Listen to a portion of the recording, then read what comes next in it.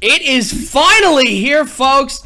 Not only do we have our brand new, beautiful Madden 18 game, it is time to kick off the Madden 18 EA Access Tournament.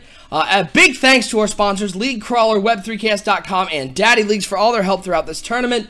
We're going for 12 hours today. Actually, we're going to be going for about 12 and a half hours. We'll be on straight through from 12 o'clock right now to 12:30 tonight. We're going to be bringing on a ton of people, not only from the NBL network, but people in our tournament, people who have played the game. We're going to have a lot of commentators on here. We're going to be talking about the game. We're going to be talking about everything that's going on. And of course, we're going to be showing you some great games from the first round of this EA Access Tournament. Thanks for hanging out with us, folks. I'm your host, OSU, and I'm hanging out with the co-commissioner of the NBL, Lip. Madden 18 is here. It came out last night on EA Access. We were able to test it out a little bit. Just in a couple words, give me your first impressions of this brand new game.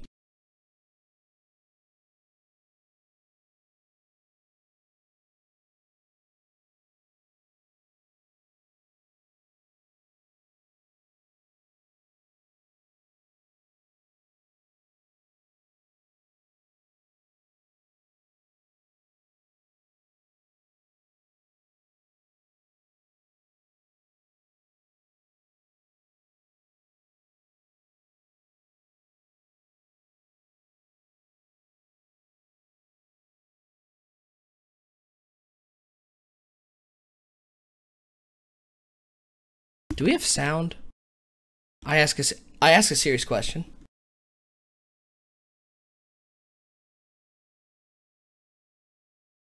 Lip, why can't you talk louder? Hold on. Try now. Hello. I think they got you now. I flipped a setting. Can you guys hear me? Yell louder, Lip! I am yelling. We're starting out the 12-hour stream on a great note. Not able to handle audio. So, we're just going to go now. Thanks for joining us. All right, Banana says we got me, but... Hey, cool. So we're here. We're here now. Do we have Chunky? Is Chunky here? Chunky, are you here? I think there's a Chunky. A wild Chunky. Wait, hold on. Everyone be quiet. There was no sound on the intro, so we're just going to play it again because it's fun. Ready? Let's do it. Intro time.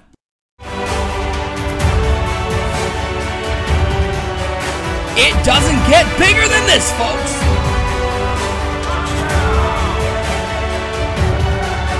This is where legends are born.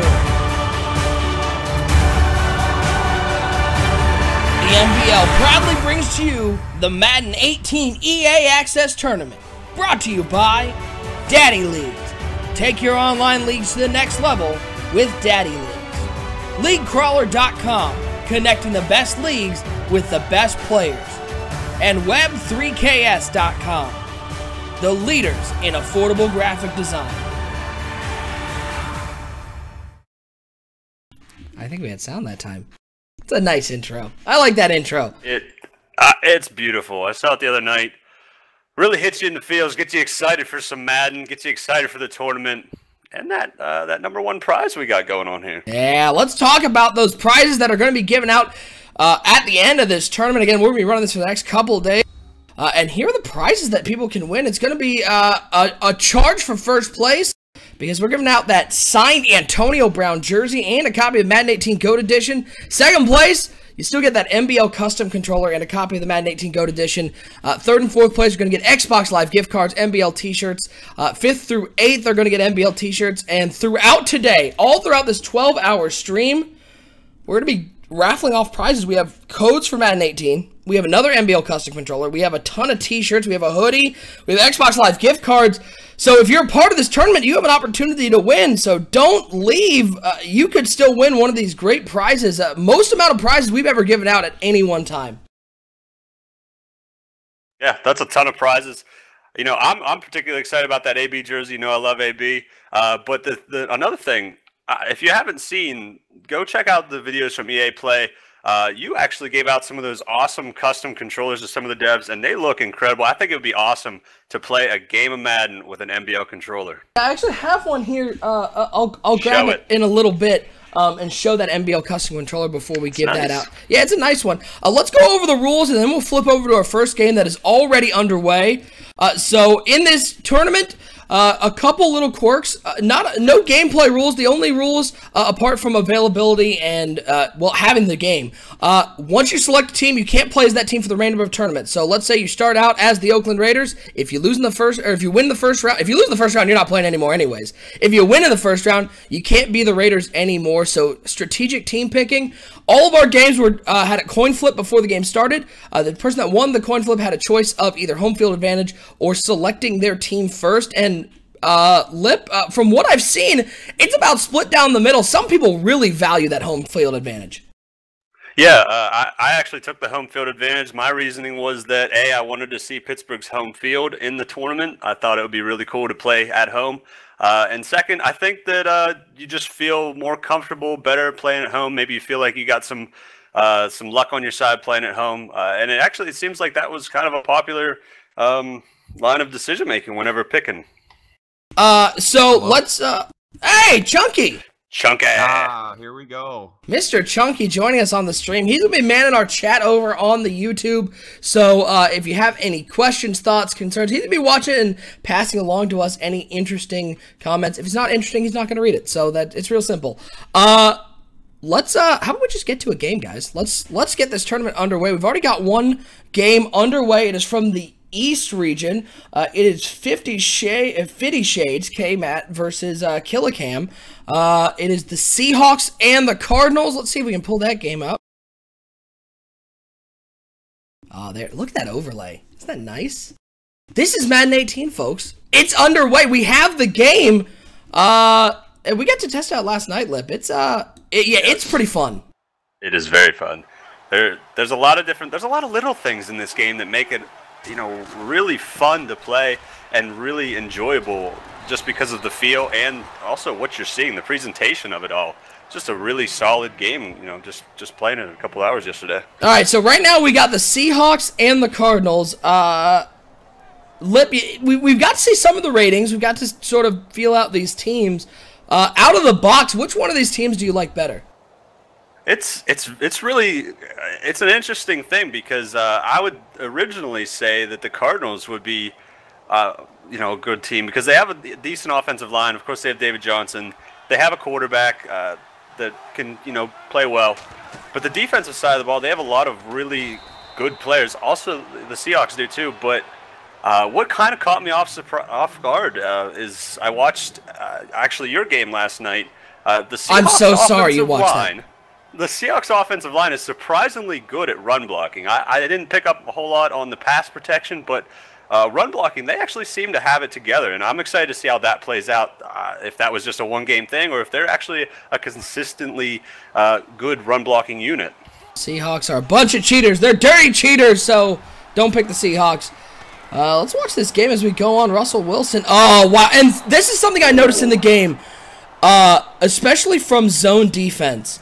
They play the flats much smarter now, and it is a lot harder. In Madden 17, you saw that flat route get open a lot.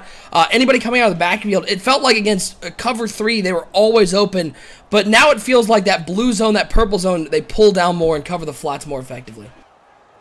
Yeah, you definitely see that those guys play smarter on the outside, so whenever you just try to check it down out there, it's going to be a little more risky. You're going to have to make your reads a little bit better and not be able to just rely on that on the outside, it seems. Yeah, and again, folks, you've noticed our rules. We are not playing under NBL rules. If you watch our NBL live games, we have very specific rules. We don't have those rules. This is about celebrating the new game that came out. So we have a lot of people, some from NBL, some from outside the NBL, yeah, it should be a lot of fun.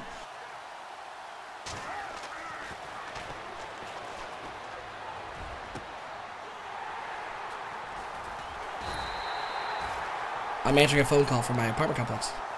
Oh, well. Our network director takes over a phone call. I just wanted to talk about, I talked about it a little bit earlier. I don't know if you guys could hear me or not. That might have been whenever I was muted or whatever. But I feel like the control that you have in this game is beyond anything we've ever felt before. I'm talking on both sides of the ball. We've heard devs talk about whenever you have a rack catch thing going to the sideline, you don't just get drug out of bounds. you actually have control to go up the field. And on the defensive side of the ball, I feel like if there's a wide receiver going down the seam, you have the ability to move. Oh, look at him. He's wide open. Oh, boy. That's 94 yards. Nobody is catching him. Cardinals going to get an early lead here. Right as you were talking about the seam route, Lip, the seam route looked like a little skinny post right up the middle. It was wide open. And again, that's something we didn't see in Madden 17. When you ran a cover 2, it felt like cover 2 covered the entire field. And now, finally, it looks like those seam routes, if you run a cover 2, they're going to be more open. Yeah, and that's exactly what happened, and that's how it should be. If that was a cover 3, we may have been able to see what I was talking about with whenever you switch on to that middle safety, to be able to play it how you want. You have a lot more control, but right there, split the cover 2. Touchdown every time. Yeah, it's never good when you get a phone call from your apartment complex. You think they're about to say, hey, by the way, your building's on fire? No, they were just looking for their portable air conditioner, which they came and took 3 weeks ago. So somebody stole a big portable air conditioner from my apartment complex. If you know where it is, let me know. I'll pass it along. Well, I'm glad your apartment complex is not on fire. Yeah, I would try to keep the stream going. I would keep it as long as I could. I got a window right by my computer, so I can just jump out. I'm first floor, baby. It's good. Make it to the final minute. Yeah. Russell Wilson dropping back to pass here on 1st and 10. He's going to go for a deep shot, and that's intercepted. And it seems like in every Madden, the moment you start trying to force balls downfield, the more turnovers you're going to get. And if that's how the Seattle team is going to play, I have a feeling Arizona's going to run away with this one. Yeah, that was a tough throw. I'm not sure. There's 2 guys all over that. You only had 3 routes going out, so you were nice liking it, and we got a nice. Oh, spin move! The spin the second one! Oh my God! Oh my God! 46 yards, the double spin move! David Johnson! What's his spin move rating? I think it's about 107. Yes. Wow! Absolutely. I like that there are no stats for formation, so it says right now on nickel formation for the Seahawks, they average giving up 46 yards. So that's not good. Yeah, that's well. It doesn't matter if you have the best defense. I don't think anybody was going to make a tackle on the double spin move. That was incredible. David Johnson's not human. Well, now David Johnson has to punch in from 2 yards out. And nice job by the Seattle defense. The Seattle defense, again, playing them against them yesterday, they impressed the hell out of me. It was a tough defense. And if you get to play with them in CFM, I think Seattle's going to be set up for a good season. 2nd and goal from the 2-yard line. And Arizona looking to go up 2 scores in this one. Yeah, give it to the big guy. And Seattle was well prepared for that one. And now we get to see this 3rd down, not only 3rd down, 3rd and goal, 3-yard line. We'll see if Arizona tries passing the ball, and we'll get our first chance to look at how pass defense is inside the red zone. Yes, I think it's going to be a little tight, but I want to see if this guy has the ability to throw it in here. Wow, is that a big tight end at fullback? Yeah, that was not 87, it was a fullback. Slant route, not caught. It looked like that was Larry Fitzgerald with just the drop. Arizona's going to have to force a field goal. Man, it seems disappointing that he's going to get a field goal after that. Not only the interception, but the 46-yard double spin move David Johnson run. Yeah.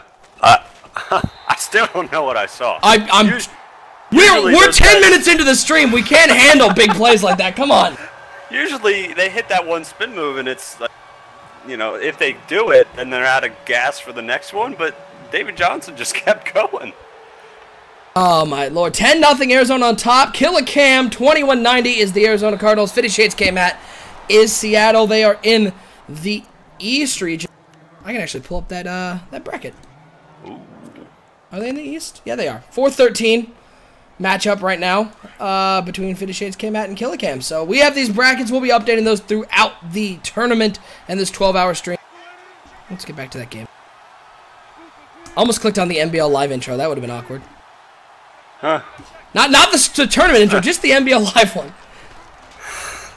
Thomas Rawls right up the middle, 8 yards on that one. And Thomas Rawls, I think, is an underrated running back in Madden 18. He is sort of forgotten about. I think it's sort of that East Coast bias. People forget about everybody out in the NFC West. Yeah, and what I've seen from Seattle's line, they're not bad at run blocking, and Thomas Rawls has been doing a really nice job in every game that I've seen of them so far. And another handoff to Rawls. Rawls has a lot of room. No spin move needed for Thomas Rawls. Go to the house, big dog. What a run there, and Seattle right back into this game after that 63-yard run. Thomas Rawls, and you're starting to see Limp early in this game and early in this tournament. Also, by the way, take note of the new kicking meter. I think that's fun. But you're starting to notice the offensive line blocking smarter and running game is much more effective against that weak box. That wasn't true in Madden 17. Yeah, and I think that was a big complaint from a lot of people, that you could, stop the run from these big diamond quarter sets, but you could also get a tremendous amount of pressure with just rushing. We'll have to pay attention to see how that plays out, but running against those diamond quarter sets, as you just saw, Thomas Rawls right up the middle, your defense isn't going to be able to handle the big sets from the offense whenever you're in those formations. Hey, Chunky, how's the chat going over there? Oh, it's just exciting as ever. I'm thrilled, Mr. Chunk. Chunky with that enthusiasm I love to hear. Chunky, how was the chat during the David Johnson double spin move? It was mostly wows and OMGs and, just the usual big play stuff. Mr. Chunky, our excitement coordinator here today, bringing the wow and OMG. If you have any questions about the game, about the tournament, anything, put it into the chat on our YouTube page, on the NBL Network. We actually do have a question. Sure. Ooh. From Casuist Gaming says, is there any punishment for rage quitting or abusing plays? Abusing plays, no. We don't have any gameplay rules. Rage quitting, absolutely. There's always a penalty for rage quitting.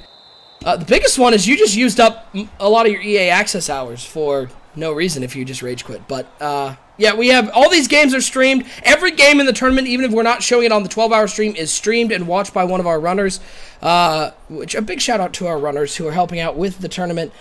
Gub, Porter, Z-Star, and N-Train. Shout out to those guys, NBL guys, helping out with the runners. They watch all the games, so yeah, if there's any rage quit or anything like that, trust me, we will know, and they will not be able to win any of the cool prizes that we have. So don't rage quit. Even if you lose first round, you get an opportunity to win these raffle prizes. So you don't want to get out of this stream early. Pay attention to the stream, and if you're in the tournament, you have an opportunity to win these prizes.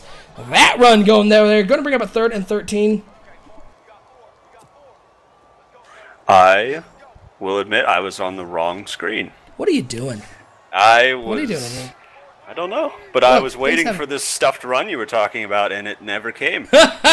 And I was on the wrong screen. Now we're back. And we're here. Look, we're starting off strong. We got 12 hours to go, 25 minutes in. We got 12 hours. Oh, my Lord. 25 minutes in, we've had a microphone not working. We've had the sound off and Lip on the wrong screen. So we're on a roll. As on 3rd and 13, deep pass over the right side. It is complete. Nice catch over there at the 47-yard line. And Carson Palmer, how old is he now? Like 44? I think he is 37. I feel like he's 102.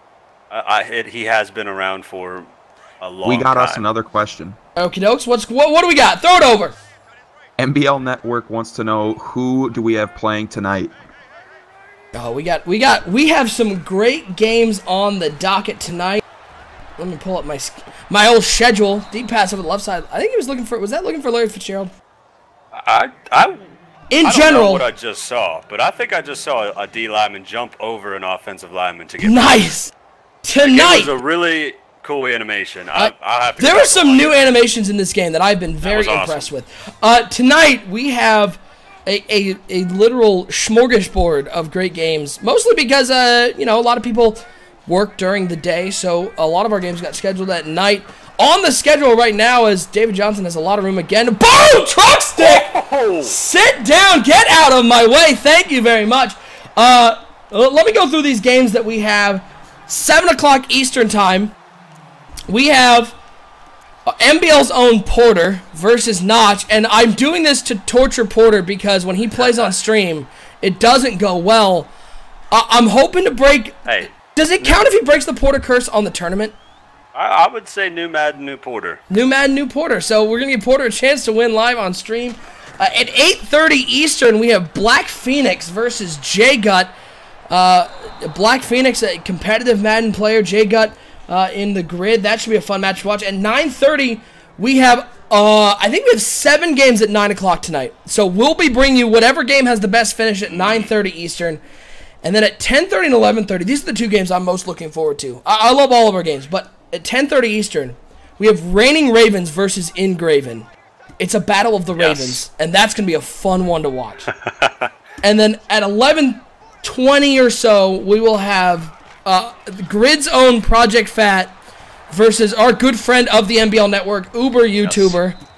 Those are 2 great games to finish off the 12-hour stream. So, but we're going to have games. We have games scheduled from right now all the way through that 11:30 game. So, whenever you tune in, go get a bite to eat. Go do whatever you want. Come back here, watch the stream, because we're going to have games throughout this first-round tournament and showing as many as possible.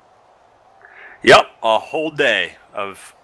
I'm excited because we're going to get to see a lot of different play styles. Not just the game. We're also going to get to see play styles from people in Grid, people in NBL, and then everybody outside of those 2 leagues to see what they can bring and play against, different kind of play styles. It's going to be a great day. Wow, nice defense there on 3rd down, cutting in front of the little, what I think was an in route over there. It sort of goes out and back in on that clear out. And that's going to be 4th down for Arizona, and they're going to be attempting a field goal. Look at this new kicking meter, folks. If you haven't seen it, it's not on the screen because Killer Cam's not the one streaming. But if you haven't seen it, if you didn't pay attention, watch it when Seattle's kicking. You can no longer effectively just go to the end of the meter. There's a 100% line just short of the top marker. If you hit that 100%, that's a perfect kick power. If you go above it, you have a chance to over-kick it. So it's a risk-reward because you can get more distance with that over-kicking, but it also may be more inaccurate. So it makes those lip. In Madden 17, it felt like if you had a good kicker and you were 50, 55 yards out, it almost felt automatic. And now with the new kick meter, that's not true. Yeah, it did. I remember making kicks with people that – I remember seeing kicks being made with people that, should have had a little bit more of trouble, but just because the meter was so automatic. But now people are going to have to balance that. They're going to have to make a decision on how much juice they actually need to put into a kick. And you know whose idea was this new kicking meter?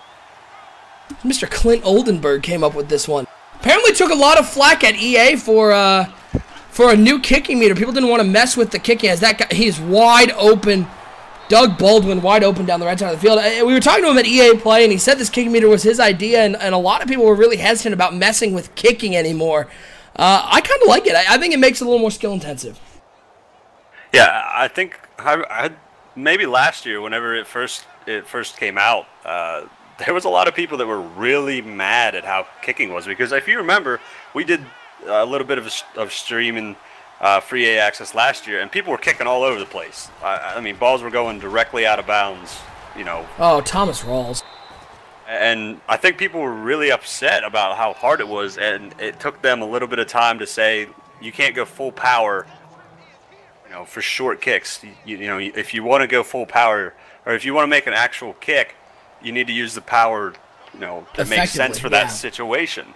And it took people a while to get used to, so maybe that's why they had a little bit of a fear of changing it anymore. But I like the change. It's very nice. That weak box, once again, you saw only one middle linebacker there, so they ran a run play with Thomas Rawls, and he gets a big gain there.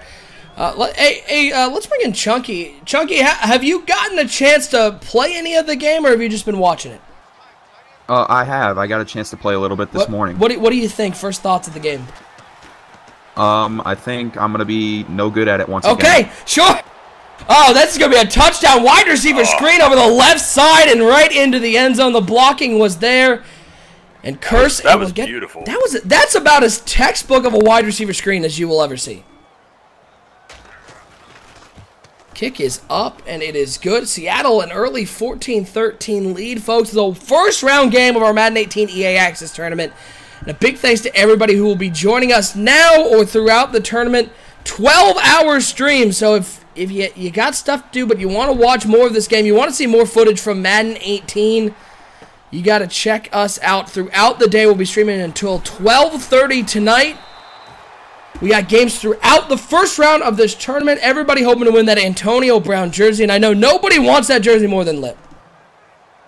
I would love to have that jersey, just because I have a fear what'll happen to it if it lands in the hands of somebody who is maybe a Ravens fan or named Sonny Weaver. Do you really think Sonny Weaver has a chance to get that jersey?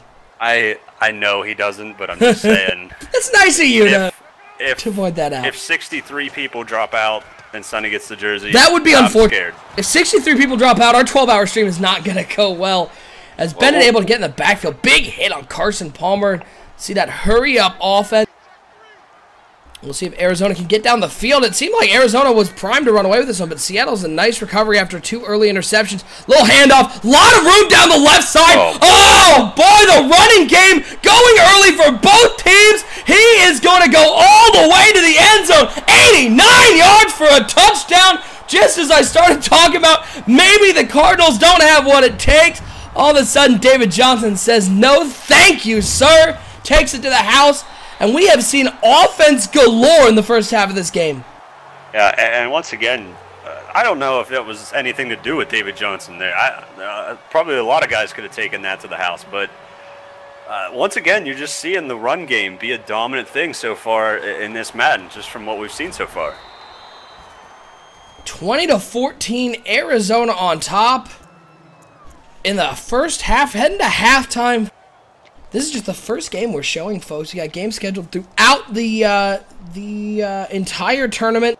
We'll get a graphic put together, be able to throw that up in a couple hours. I just need some time to use Photoshop would be the big one. I'm too busy producing this thing. 12 hours of Madden 18. This is all EA Access, folks. So if you don't have EA Access, by the way, let me plug EA Access. It's $5. It's $5. Go get it. It's $5, and you get money off of the game. As Seattle comes back with another wide receiver screen. Ball's out, but it goes out of bounds. And you got to see that hit stick there. And one of the big things that changed from Madden 17 to Madden 18, X is no longer mapped to hit stick. You actually have to line it up with the right stick. And we're seeing in this game already, the suction tackles of Madden 17 are no longer there. Yeah, that's something that's really impressive. That you actually have to make the tackle. And I'm a big hit sticker just because I don't know why. I just do it. But it's fun? Last night I caught myself about halfway through a game. Oh, Thomas Rawls! Oh my! Thomas Rawls doing his best Marshawn Lynch beast mode impression, breaking tackles left and right. And again, look at that. This is something that people are going to have to adjust to if they want to be successful in Madden 18. That was a 3-man front. It was quarters defense or dollar defense. And when you have that weak box, if they audible to a run play, it's going to be a lot of yards because there just isn't that automatic stop in that weak box. Yeah, right there is a perfect example. We saw one earlier. You can't come out in these diamond quarter defenses and expect to stop the run. You're really going to have to pay attention to what your opponent comes out in, or else you're going to be letting up 10 rushes for 143 yards, like Thomas Rawls is doing right here. 2014, Arizona on top right now. First round matchup between 50 Shades K-Matt and Killicam 2190. Trying to move on in this tournament. They want a chance to win this. Antonio Brown jersey as the handoff to Rawls right up the middle goes for 3 yards. Thomas Rawls, 11 carries, 146 yards already in this game. The offensive line play is much better, folks. If you are a guy who likes to run and a guy who, I think the biggest thing is a patient runner, you're going to have success running the ball in this game. Yeah, you have to be patient because sometimes the linemen, they are going where they need to be. You just actually have to wait for them because it's more realistic. It's not just out to the block. So with this new run blocking and the way, we saw it on a couple screens. You're going to see it on interception returns for sure. The downfield blocking is incredible. Clint talked about it a little bit in the interview with Sonny Weaver, but check that out. The downfield blocking is unbelievable. The guys actually get up and go and pick up guys and give you lanes. Yeah, if you haven't checked out those interviews and you're a Madden nut, go. It's on the NBL Network right now. Hit that subscribe button, by the way. Just everyone hit that button. It's real easy. We won't bother you with a ton of videos. We put out our NBL live broadcast, but we have 2 interviews just in the last week. Our very own Sonny Weaver on the 4 Verts podcast interviewed Rex Dixon and John White. So check them out. They're great interviews, and they give you a great insight as to the thoughts behind the EA developers. We got to talk to them briefly at EA Play, but with the game coming out this week, they were able to give us some more details. That John White interview, man, John talked. We got about an hour's worth of content from John White, and we really appreciate all the devs over at EA sitting down with us and giving us interviews. Yeah, and that's especially the one that I liked the most was the information that Clint gave about the little details. Like I said, the downfield blocking, the blocking mechanics, and on the defensive side of the ball, if you're being blocked, you can hit one of the bumpers to reach out for a tackle. Thomas Rawls. Remember that? How does he? It's like watching Marshawn Lynch 2.0. I still remember watching that. What was it? It was Seattle and New Orleans in the playoffs, and quick. Oh, Marshawn Lynch just running downfield, shaking off tackles left and right. Rawls is a little quicker than Marshawn Lynch, but has that strength. This Seattle team, I think, is sneaky good for anybody who wants to play with them in the CFM. Ladies and gentlemen, we got another question. Oh boy. Yes. Tim Hamilton, our very own NBL member. We don't want questions from Timbo. No, we don't want questions from Timbo. Sorry. Question rejected. Who's playing? It is 50 Shades K-Mat and Killicam 2190. If you're asking what teams are playing, SEA stands for Seattle and ARI is Arizona. So I answered both questions there, Timbo. I hope one of them was what you were hoping for. We cover all bases here. We are a full-fledged information source here on the NBL Network. Appreciate everybody tuning in with us. I'm OSU. I'm hanging out with my man Lip, co-commissioner of the NBL, and Mr. Chunky watching the chat, chiming in. He is the co-host of the NBL Blitz podcast. Check that out over on the NBL Network on the YouTube page. It's under our podcast. So, big hit. That hit stick. I love these new animations we're seeing in this game, and part of it is because we've been playing with Madden 17 for a full year, and so we're just used to the animation, so it's nice to see something new, but I feel like a lot of these animations with the new Frostbite engine are just a little more realistic with the collisions. Yeah, and there's something that I picked up on, too. I think that the sounds are actually pretty cool. Yeah. Some of the hit sticks don't all just sound the same. They sound kind of unique. I mean, there's probably only a couple of them, but still, it's a little variation in something small that you pick up on that just makes the game so much better. And like you said, visually with Frostbite, it's unbelievable. Oh my lord. He almost took it. 10 carries, 185 yards for David Johnson. He almost just housed another one. And again, it was that weak box. They ran a quarters defense just to prevent. Arizona came out in the Wildcat, ran a run play to the outside, and it almost burned Seattle once again. I mean, that's got to be one of the biggest adjustments going into Madden 18 is you can't run every defense at every time. I saw so many times in Madden 17, somebody would run a cover 4, which is a drop-back defense where one of your cornerbacks drops all the way back. So in theory, running against a cover 4 should be effective, and it almost felt like at times cover 4 was the best thing to run against the run. And I think that's one of the biggest adjustments is you can't call every defense at every point in the game. Yeah. We got a question, guys. Ooh. If it's Timbo again, I'm sorry for being snarky. Oh, sir, it's not. I tell you. What's up? Denby wants to know how he can join the NBL. If you want to join the NBL, head over to our website, 365.maddenbomberleague.com. Under the Join tab, there's an application. Just apply. I think we got a pretty, there are a lot of people clamoring to get in the NBL right now, so if you want to get in, this is the time to apply because that waiting list is only going to grow. Let's talk a little bit as we watch Arizona on offense, and, big sack. Talk a little bit about how the NBL is structured with the NBL and then also the grid. Well, 365.maddenbomberleague.com. You go on there, you're going to apply for Grid, and then Grid is like our farm system, our development league for the NBL. You come in, and you'll get adjusted to the way the NBL does things with the rules, with the content creation, and all those things in preparation for the NBL. And it's a great place. N-Train does such a good job. He has admins there that help him out. And it's a place to help you get acclimated to our rules because we have such a unique set of rules that it's not for everybody, but they help you get used to it.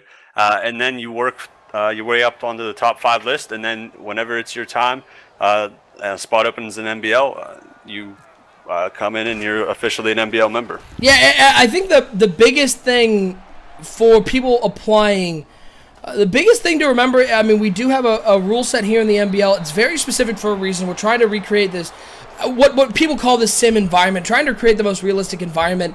And Lip, I think what you said is a great point. It's not for everyone. Not everybody wants to play. Not everybody can play in this very, I don't want to say strict, but rigid system where there are a lot of rules in order to keep games fair and to keep games sim. It's not for everyone, but if you can acclimate to it and you can play within the system, it's really an experience like no other. Yeah. Another thing is a lot of people, Rawls is about to... he falls flat on his face. I was waiting for it to go, but yeah, a lot of people, I feel like there's been a lot of talk about what is sim, and I just think that for us 32 guys in NBL and the guys in Grid, these rules is what is sim to us. We enjoy to play by these rules, and if you don't think our rules are sim, then that's okay. And there's other leagues out there that I see that I don't agree with all their rules, but we're not in those leagues. But we're not going to play in those leagues just because each league, that's what's so great about this community, is there's a league probably for anybody. If you really want to have the rules and stuff, you can come to us. There's other leagues that probably just let you do whatever you want. But it's all about what it is for you, but I would still encourage anybody to at least give a shot. Grid's a great place, and we got an interception. Oh, nice pick there. And, oh, boy, will Rawls get him? Is Rawls going to get him? Yes, Thomas Rawls with a nice getting back and tackling Jones. Something we didn't see in 17, but we saw it a little bit, especially against man defense. Screens are tough against man defense. If you don't get that block, it gets jumped, and that was another example of the defense playing really smart on the underneath routes. Yeah, the defense looked extremely improved. I was playing Sunny last night, and the man coverage is really good. They may seem open, but when you throw that ball, the coverage gets tighter, and they get their hands in there and knock it away, strip it out. It's so much better than any other Madden we've ever played. Oh, absolutely. The man defense in this game. I mean, again, in Madden 17, which again, I will give credit. I want to give a big credit to EA. At the time, Madden 17 was by far the best Madden game they'd ever put out. It just in how it played, it was absolutely fantastic. But the man coverage was not very good. Corner routes against man coverage were almost automatic. And now in this game, I played last night and tested out a lot of different things. Those corner routes, man, the man coverage is much tighter. It's a lot harder to get those drags and corner routes that may have been open before. If you have good corners, they're going to play strong. Yeah, and like I said, there will be times where man coverage looks open, but as the route develops, big sack. Nice, as the route develops, towards the end of the route, they will get a lot closer to the wide receiver, and then there's that opportunity for, like I said, the SWAT or something like that. It's really unique. It's pretty interesting to see these different animations because of the different ratings of all the players. Shotgun formation, Arizona looking to get back in the lead. They're down 1 right now to Seattle. Arizona is Killicam 2190. Looks like he's got 3 wide receivers, 2 over to the left, 1 to the right. David Johnson in the backfield. Palmer dropping back to pass here on 3rd and 10. Dropping back. He's going for a deep shot over the left side. That's Larry Fitzgerald over there. And great defense on that one. Actually, that was John Brown on the left side.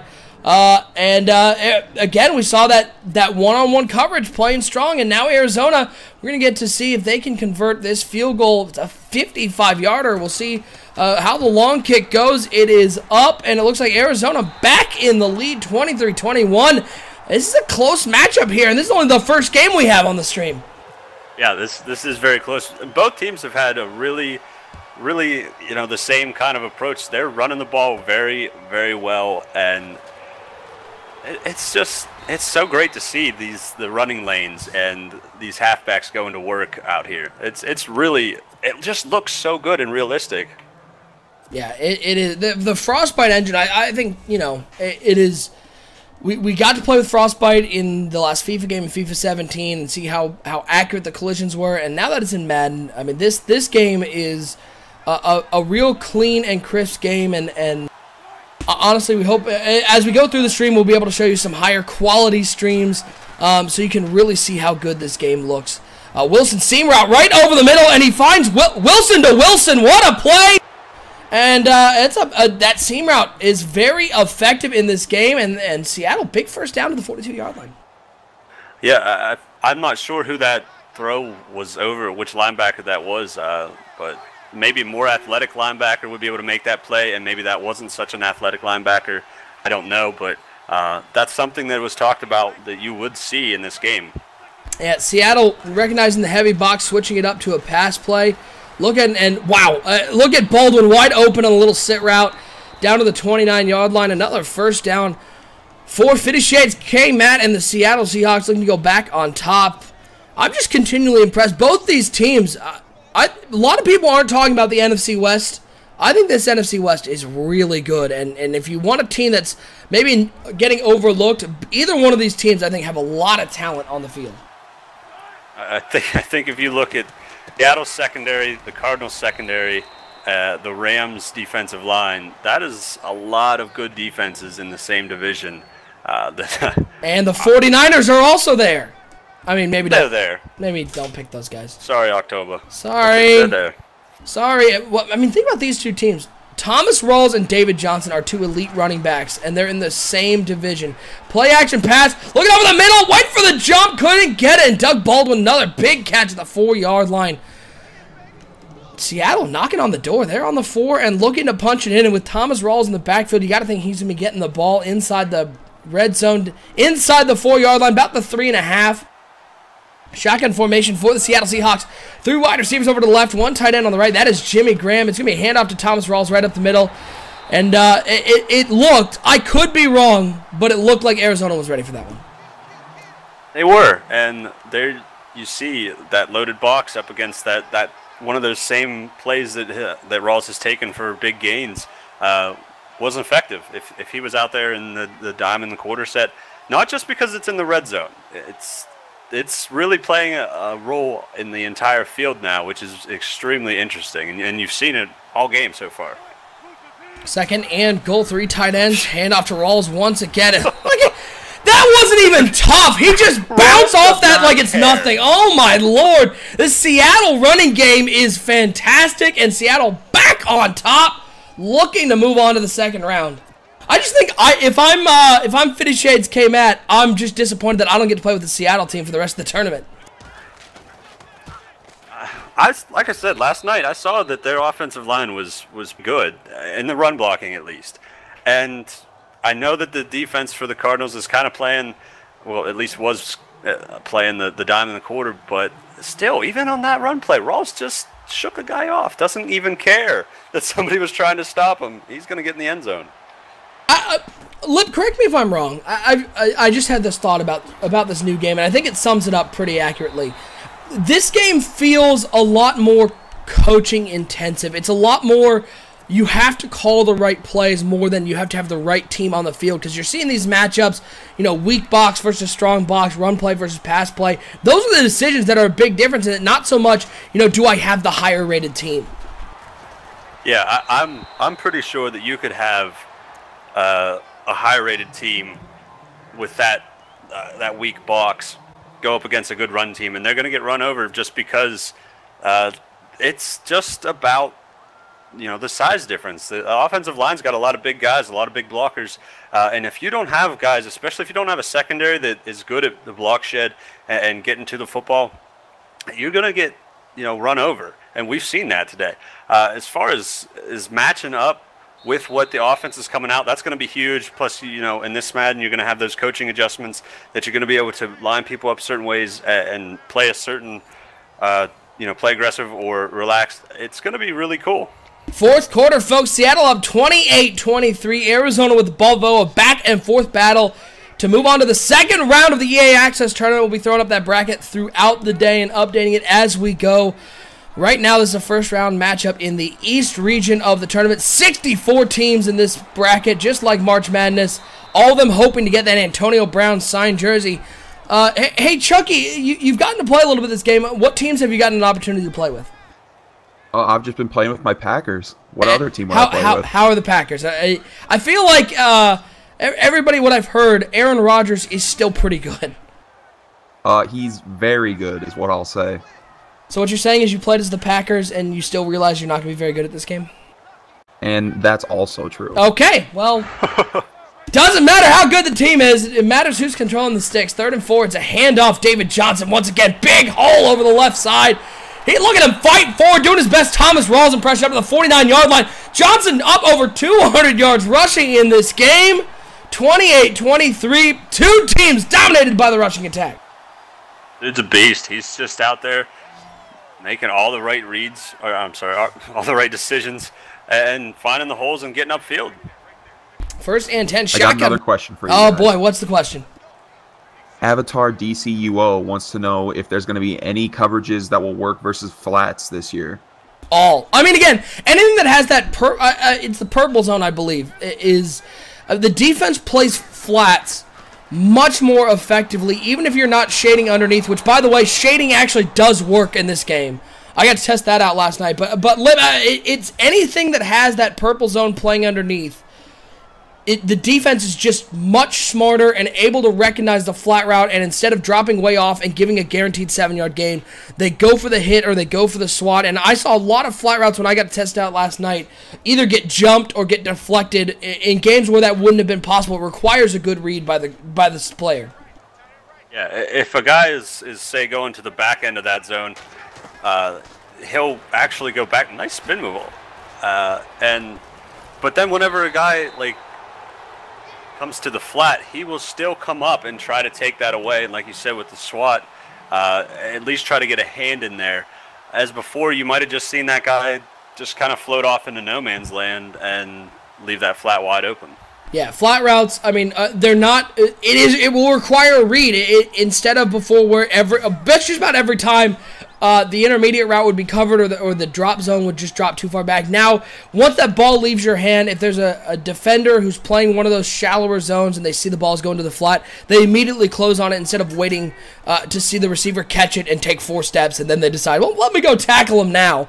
As Arizona has to convert a big 3rd and 6 here, 5 yards away, they're going to give it to David Johnson once again. David Johnson's big hole once again. David Johnson, get out of here, big fella. 47 yards. And Arizona back on top, squarely on the back of David Johnson. The rushing attack in this game has been phenomenal. And I think that puts Johnson over 250 yards on the day. As Arizona looking to extend this to a full field goal lead, they're up 29-28. Quick pass looking over to the left side. Palmer couldn't hook up with Larry Fitzgerald. They're going to keep the 1-point lead, but David Johnson and Thomas Rawls putting on an absolute show here in the first round. I am blown away by David Johnson's ability to just outrun the entire Seattle Seahawks defense right there. That's a pretty good defense. They've got a lot of stars, especially in the secondary and middle linebacker, and he just ran by all of them and then outran all of them. And I'm just extremely shocked to see that. I did not expect David Johnson to be this dominant. Now Seattle gets to try to answer with Thomas Rawls, I assume. Wow, what a game we have so far. It is a tight one going down to the wire. And then we'll be cutting over to our 1 o'clock game. Let me take a look at who's on our 1 o'clock schedule. I think, if I'm not mistaken, it's our chat guru right now. Mr. Chunky, I think you're up here in just a couple minutes. I believe so. Uh-oh. So, Lip, our job is to mercilessly mock him when he messes up. Done. Well, Chunky, are you going with the Packers round 1? I am not. I'm actually going to be the Cowboys. Saving the Packers for the championship round. Ah! Sorry. Wait, oh. Sorry. Who'd you say you're going with round 1? The Cowboys. Oh, my. Well, I know what you're doing. 2nd and 7. That's Yes. Exactly. How many pass plays are you going to run in that game? 3 to 4. Okay. Yeah, I was going to say I put it at 3. Over-under is set at 3 on number of pass plays Chunky run. Oh, boy. 3rd and 5 now. Seattle needs to stay in this game. They're only down a point, 3:16 and counting to go in the 4th quarter. First game of our Madden EA Access Tournament, 12-hour stream. This is in the East region. Wilson dropping back to pass here on 3rd down. He's looking over the middle, and Lockett is open. He saw that safety dropped off to try to cover the deep route down the left side of Doug Baldwin, and Lockett able to come with that one. How big a weapon is Tyler Lockett on the Seattle team now with Russell Wilson, Tyler Lockett, and Doug Baldwin? That is a thoroughly talented passing attack. As long as Bananas ain't the one controlling them, boom! I'd say he would be a pretty explosive weapon. And ball's on the ground. It's a fumble. It's picked up by Arizona. Oh, man, Thomas Rawls, what a game he was having, but he puts the ball on the ground. And with this Arizona rushing attack, this one might be out of reach. That's a big turnover late in this game. Seahawks need to match personnel out here and try to stop David Johnson. Slow him down. Do something. David Johnson already over 250 yards rushing in this game. He's going to get the ball here on 1st down. And he's going to give one of them back. 259 yards on the ground, 16 carries, and 2 touchdowns. And now it's going to be all on the backs of David Johnson. It's going to continue. They're going to try to milk this clock, 2:32 and counting in the game. Looking to get a big win here and move on to the 2nd round. 4-13 matchup in the East region. Handoff over the left side, 2nd and 11. Only one man on the outside, and a nice tackle made. Cornerback able to bring down David Johnson. Now 3rd and 9. Look, we're not playing under NBL rules, so you're running this clock down to the 2-minute warning. Do you chance throwing the ball on 3rd down, or do you just hand it to David Johnson once again? Oh, it's tough just because you're only up 1 point. But I would come out and see what the Seattle Seahawks defense comes out in. If it's a weak box, I would just run it. But if they're going to try to overload it and stop the run, then I would look for a pass. Big 3rd and 9 here for the Arizona Cardinals after the turnover, the Thomas Rawls fumble. Arizona has a chance with a 1st down here to put this game, at least use all of the timeouts of Seattle. And with the running game of David Johnson, who's already up over 260 yards rushing on the day, it would seem like a foregone conclusion, but the Seattle defense is tough and has been able to stop him in the last couple plays. Pistol formation for Palmer. Johnson in the backfield. 2 wide receivers over the left. 3rd and 9 is going to be handoff to David Johnson. Seattle read it perfectly. Came right up the middle and brings down Johnson. Not using a timeout yet. 4th and 13. And if you're Seattle, I'm surprised you're not trying to save some of that clock. But Arizona's going to come out and punt it. We'll see if they decide to milk this down a little farther. Yeah, and that was kind of what I expected. Seattle to come out and try to man up and maybe blitz. They didn't really blitz, but to try to stop the run. And Arizona's going to give him a chance. They punt it away. 1:34 to go. Lockett takes it back at the 30-yard line. Runs into his own blocker. He's going to go down 29-yard line. So you got to think if you're Seattle, you got to get up right around probably, what, the 38-yard line to really be in field goal range. That's a long one. That's a 55-yard field goal. So 38-yard line is probably your target at this point. So you got some time. You got 3 timeouts, and you got Russell Wilson. And this passing attack of Seattle has actually been pretty good all day, apart from the early couple of interceptions. They handed off to Thomas Rawls, and Rawls puts it on the ground again! Oh, and Arizona picks it up. We were praising Thomas Rawls on game, and 2 carries, 2 fumbles in his last 2 touches. That is not a good look for Seattle, and I have a feeling that if 50 Shades K-Matt loses this one, he's not going to be too happy to see that pigskin on the ground.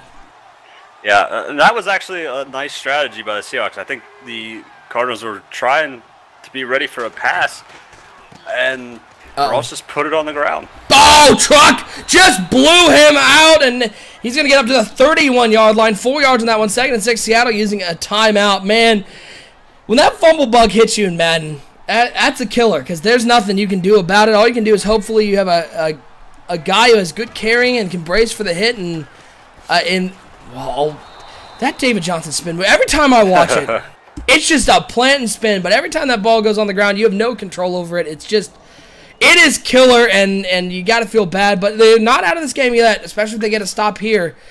They will have an opportunity to drive down the field and get a touchdown. Yeah. You don't sound confident. I was very confident before because when they had 3 timeouts. Well, the time left, the situation, I still felt they would have been able to run the ball, but here, now they'll need a touchdown. They're not going to have their timeouts. It's going to be extremely difficult. They're going to need a Rawls monstrous run, another Beastquake kind of run, and that's what they're going to need. Shotgun formation for Arizona. Carson Palmer, 2 in the backfield. Dropping back to pass here on 3rd and 6. 4-man rush set. Looking at the seam, and it is just stone cold dropped over the middle of the field. Oh, that would have been the big one. That would have been a huge interception. Instead, though, it's going to fall to the ground. Now, Arizona's looking to extend this lead to 4. They're on the 32-yard line. 49-yard field goal. The kick is up. It is good. Sneaks inside that upright. 4-point game, but the important one, Seattle was able to save that one timeout. They'll have 1:07 to go, plenty of time to get down the field. Yeah, and that was played very well by the defender there. He saw that route the whole way. Cardinals were just eyeing it up, and played it perfect. I just cannot believe he dropped it. Yeah.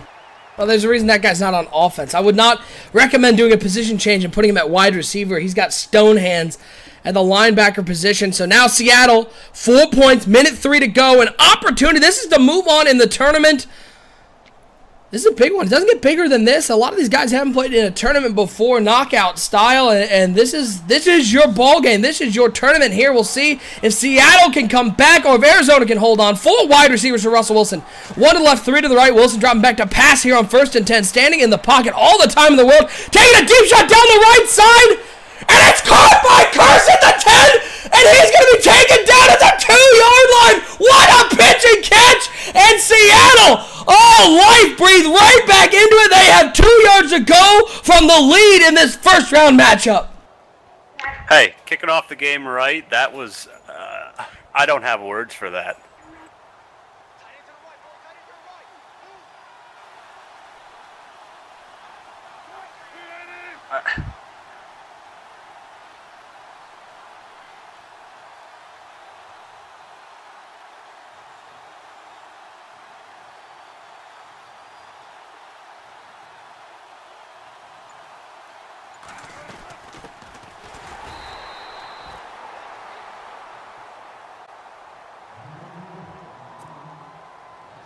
Four yards away, folks. 4 yards is going to be the deciding factor in this game. 2nd and goal. Wilson is going to hand off to Rawls right in the middle. He's into the end zone. Whoa, talk about redemption. Putting the ball on the ground twice, and Thomas Rawls punches it in the end zone to put Seattle back on top of the big play. Wow. From Russell Wilson to Javon Curse on the right side, and Seattle 35-32 Arizona. 16 seconds left. They have all 3 timeouts. They only need a field goal. But what a comeback from Seattle. That play that got them down inside the 5. They had a guy on the left side run a deep out, corner out, and he had gotten open, and I saw Russell Wilson load up and just launch it. 50-50. That was an incredible catch, Yeah. and just not enough to get in the end zone, but then, like you said, Rawls redeems himself. The Seahawks are on top. 13 seconds left. Arizona does have all 3 timeouts, so they can use the middle of the field. They're on the 18-yard line. Again, probably got to get to about that 35, 38-yard line to have a chance. 13 seconds, and they need to move down the field. So what do you think? That's maybe 2 plays. Going to be tough. You can't really rely on the run, so we're going to see how he approaches this here with only 13 seconds left. Shotgun formation for Carson Palmer and the Arizona Cardinals. They're setting up a little screen to David Johnson, who has it. He has blocking. He's up to the 40 and out of bounds at the 42-yard line. What a nice play call. They're at the 42, 7 seconds remaining. They need to get, another 20 yards to be at a chance at a field goal. 20 yards will put them right at the, that'll put them for about a 58-yard field goal. So that's about where you need to get. Shotgun formation again for Palmer. 5 seconds. He's dropping. They're just setting up for the bomb. They're looking down the left side. This is your game. And it's intercepted by Earl Thomas. And that is going to do it, folks. Congratulations to the Seattle Seahawks and 50 Shades K-Matt being able to move on in the East region. He's going to get to play the winner of an NBL matchup we have. It is Player Partner and Doughboy.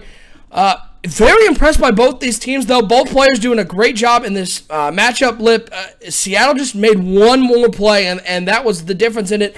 That jump ball, that was a big play. That was the deciding factor.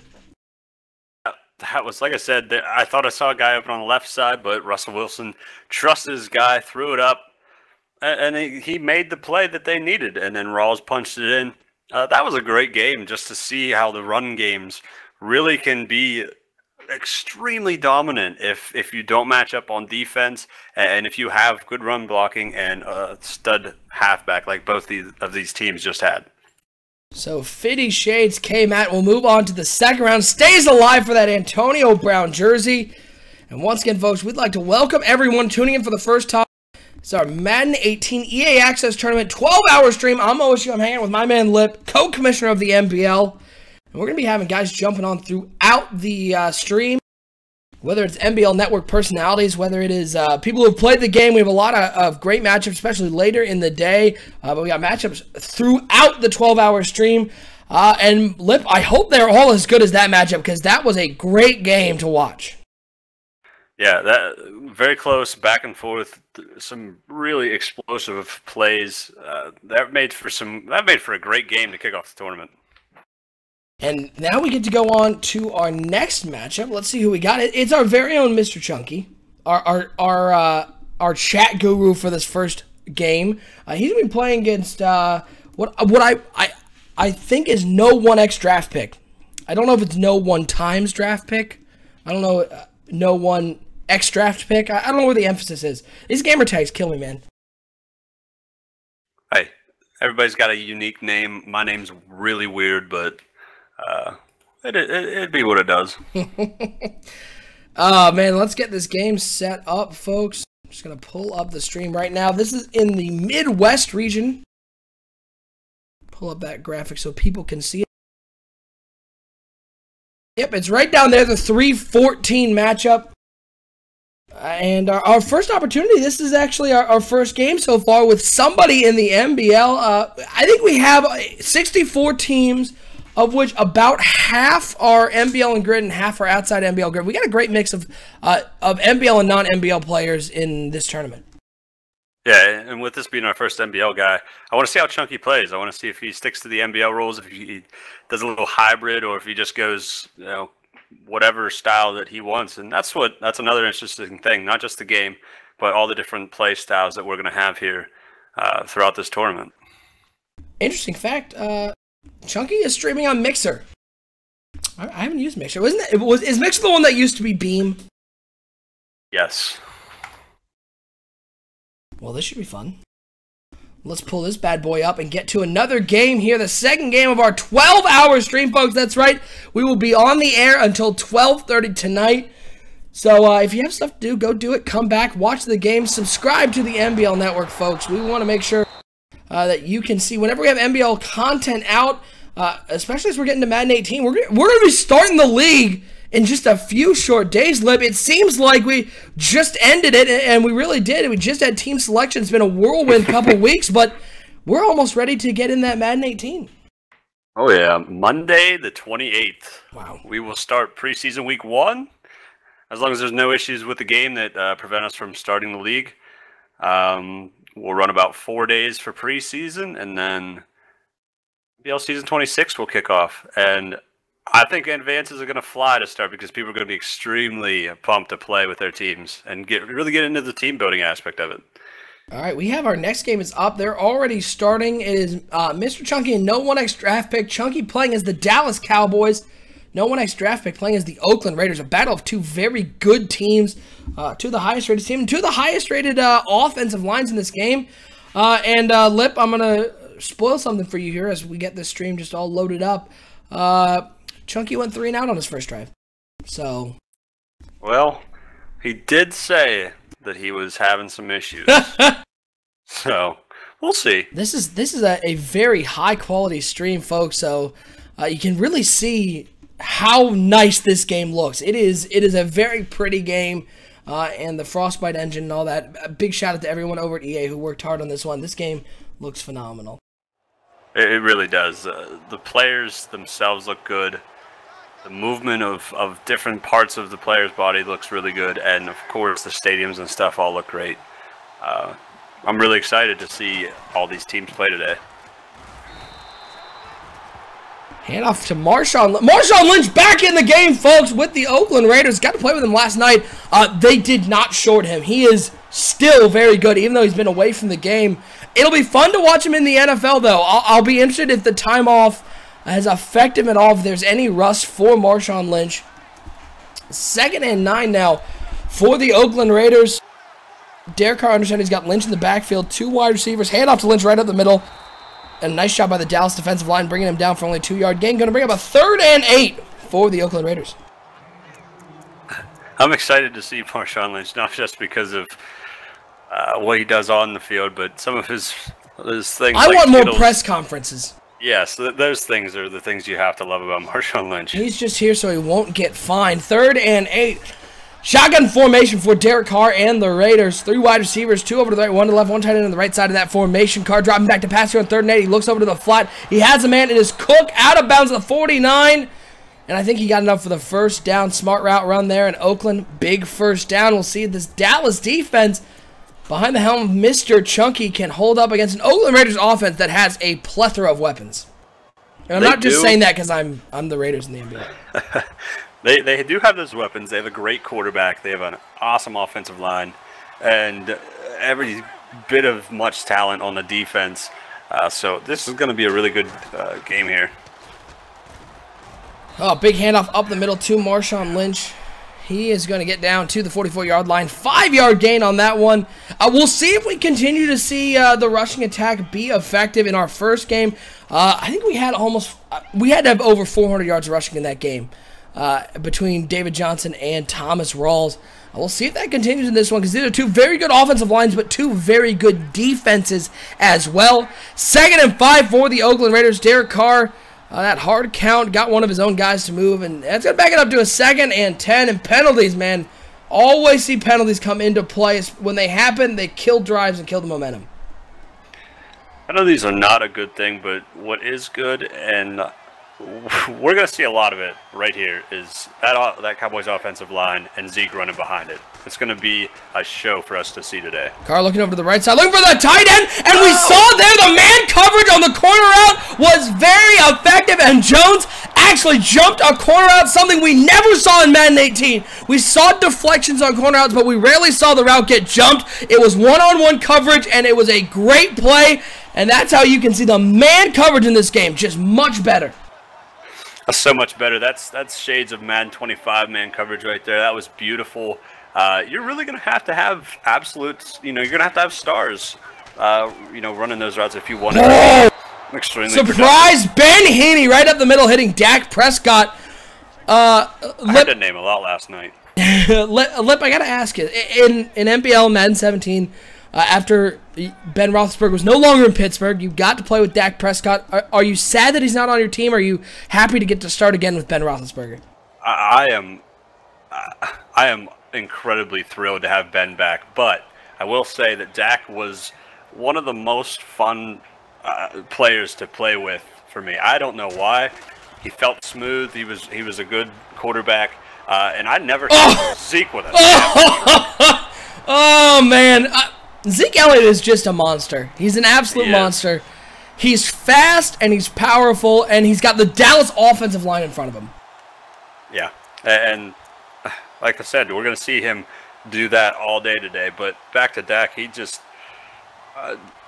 I was told by a previous owner that he had a weird throwing motion, some kind of weird hiccup thing. I don't know, but he was always such a good quarterback for me. And if I had a chance, I would use him again, but I got to go with Big Ben. Big Ben back in Pittsburgh. Darren McFadden with the carry there. Couldn't get the first down. And another punt for the Dallas Cowboys. Can't convert on that turnover. Shout out to Mr. Chunky. We'll get it working, bro. We'll figure out how to get your offense rolling, as he's going to kick it away to the Oakland Raiders. Take it at the 10-yard line, up past the 20 to the 22-yard line. and I think he probably pulled a muscle because that tackle animation looked painful. It did, and you know, you see some guys in this man, you really see them get like crumpled, and they bend backwards in weird directions that don't look fun, but it's great for presentation. Well, one of the features I did get to use last night, which I was incredibly impressed with. I don't know if you got to use it at all. The ID the mic feature in this game is, as this screen pass to Washington, it's going to get a nice gain up to the 40-yard line, it looks like. The ID the mic feature might be my favorite feature they have added. I love the coaching adjustments that you can do pre-snap in the menu, being able to make all your receivers be aggressive or conservative, but that ID the mic is going to be a game changer, especially on blitzes, because it felt like if you identified the mic correctly, the running back was able to pick up the correct blitzer, and you were able to get at least a little more time in the pocket. Yeah, and that interaction between a blocking halfback and blitzing linebackers is going to be big. So whenever you can pick that guy up, Marshawn Lynch gets a nice run. Marshawn. That's going to really help your offense, especially with time in the pocket and protection. Yeah, it's one of those features. The one thing I saw from Madden 17 to Madden 18, there weren't a ton of new features, those coaching adjustments, the ID the mic, but a lot of the stuff that they worked on was making sure the features that were already in the game worked. The shading underneath or over top is much more effective in this game, inside or outside. They made that much more effective, and it felt like in Madden 17, even if you shaded somebody inside, if your whole defense was shading inside and they ran a slant route, there was no way you were going to stop it anyways. Yeah, and there's been a debate over time about whether that actually did anything or not. I believe Rex had said it didn't. I believe Rex.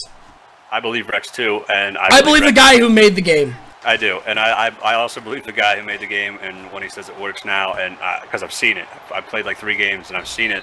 Actual players moving, and when you press, depending on where you're shaded, they release differently. You get a different reaction, you know, each time. It's not the same thing. It's a really great feature. 1st and 10 after a big whiff on the tackle there by the Dallas defense. Oakland driving there on the 35-yard line, looking to put some points on the board and go up in this matchup. Second matchup we've had here on the 12-hour stream. This is in the Midwest region. Mr. Chunky versus No 1X draft pick, looking to move on to the second round. We'll be doing our first raffle, by the way. At the end of this game, we're going to raffle off actually that Madden 18, or excuse me, that NBL custom controller, the second one that we have. We're going to be raffling off one of those. It's open to anybody who is in the actual tournament, so pay attention, folks. You can get one of those custom controllers. Lip, actually, you manned this for a while. I'm going to go grab the custom controller and show everybody what it looks like. Yes, I would love to see it. I know all of our people out there would love to see it. It looks...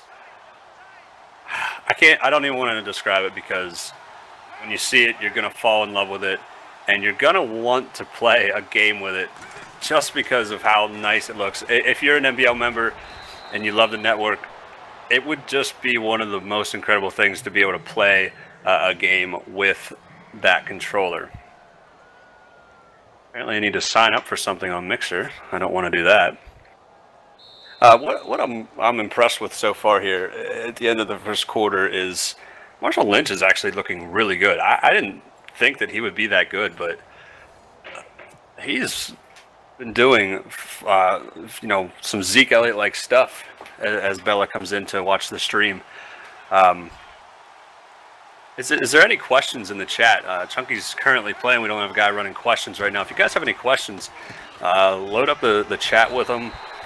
OSU and I will answer them as they come. All right, you ready? You ready to see this bad boy? The man with the controller.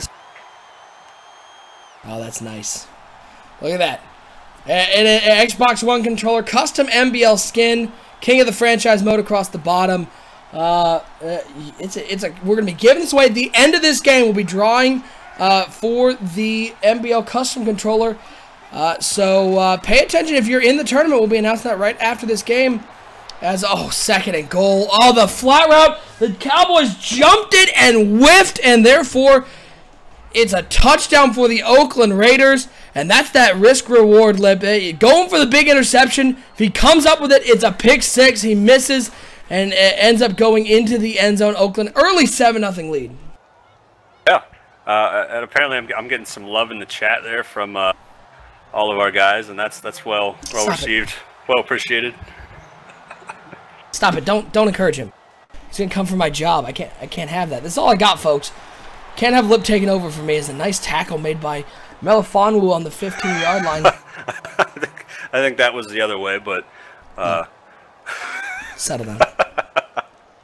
First game, dang it, I missed it. Who won the first game? The winner in that one was 50 Shades K. Matt coming out with a big victory as the Seattle Seahawks defeated the Arizona Cardinals.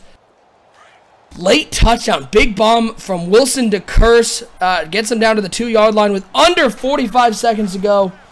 And then they were able to punch it in. Only left about 16 seconds on the clock for Arizona, so Seattle with a big comeback win. Did OSU keep that control in the trunk of his car? No, I kept it in the living room, but my wife recently just cleaned everything up and moved it around. So I was just hunting around for it like a chicken with my head cut off. I'll know where anything is. My apartment is messy, but I know where everything is. So once she cleaned it, it bothers me. Who is Chunky playing against? Who is Chunky playing against, and what does Oakland stand for? Chunky is playing against no 1X draft pick, and OAK stands for Oakland. As a big interception by the Oakland Raiders. Ben Heaney with another big play. Chunky, stick to the run play, man, because the pass play not working out for you early in this game. Ooh. Hey, he talked about it. We see it right there. Maybe just needs a little bit more time getting adjusted to the time in the pocket and how the defenders play, but not a good read right there. I got a question from our very own TFA. Do I have a favorite new feature that I've seen so far in these live games? My two favorite features by far in the live games, I'm just going to say in the game in general because we've seen one game, but the games that I've played, the ID of the mic and the pre-play coverage adjustments or offensive adjustments, controlling whether your receivers go for an aggressive catch versus conservative, how the blockers block, if the running back goes for broken tackles or covers up more.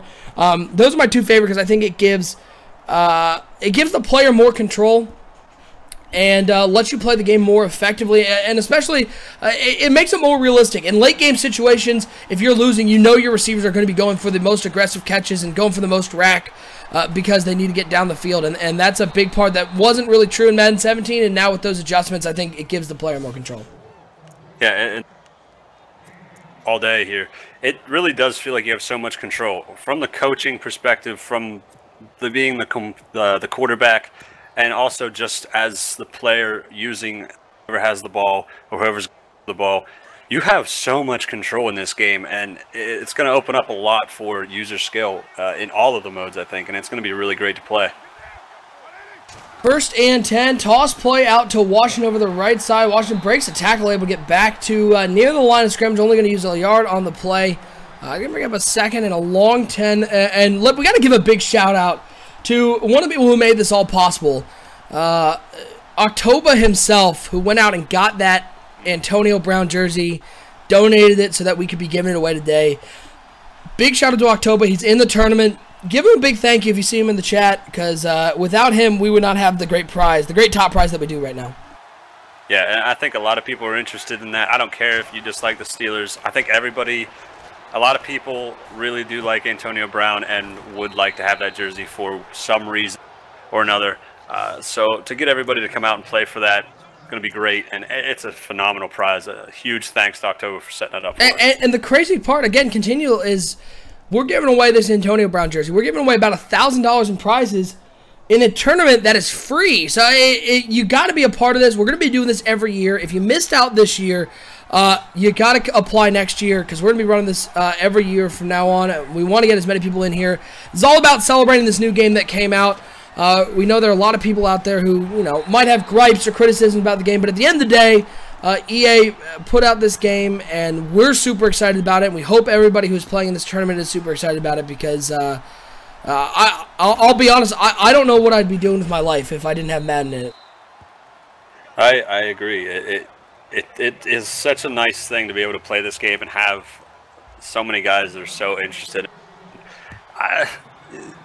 Just looking at it, something might not jump out to you, edition, but once you play the game, you're going to notice these Ball's on the things. ground. Oh, it's picked up. Oh, this might be fortuitous for Dallas as he's able to pick up the ball, stop and go, and get up to the 47-yard line.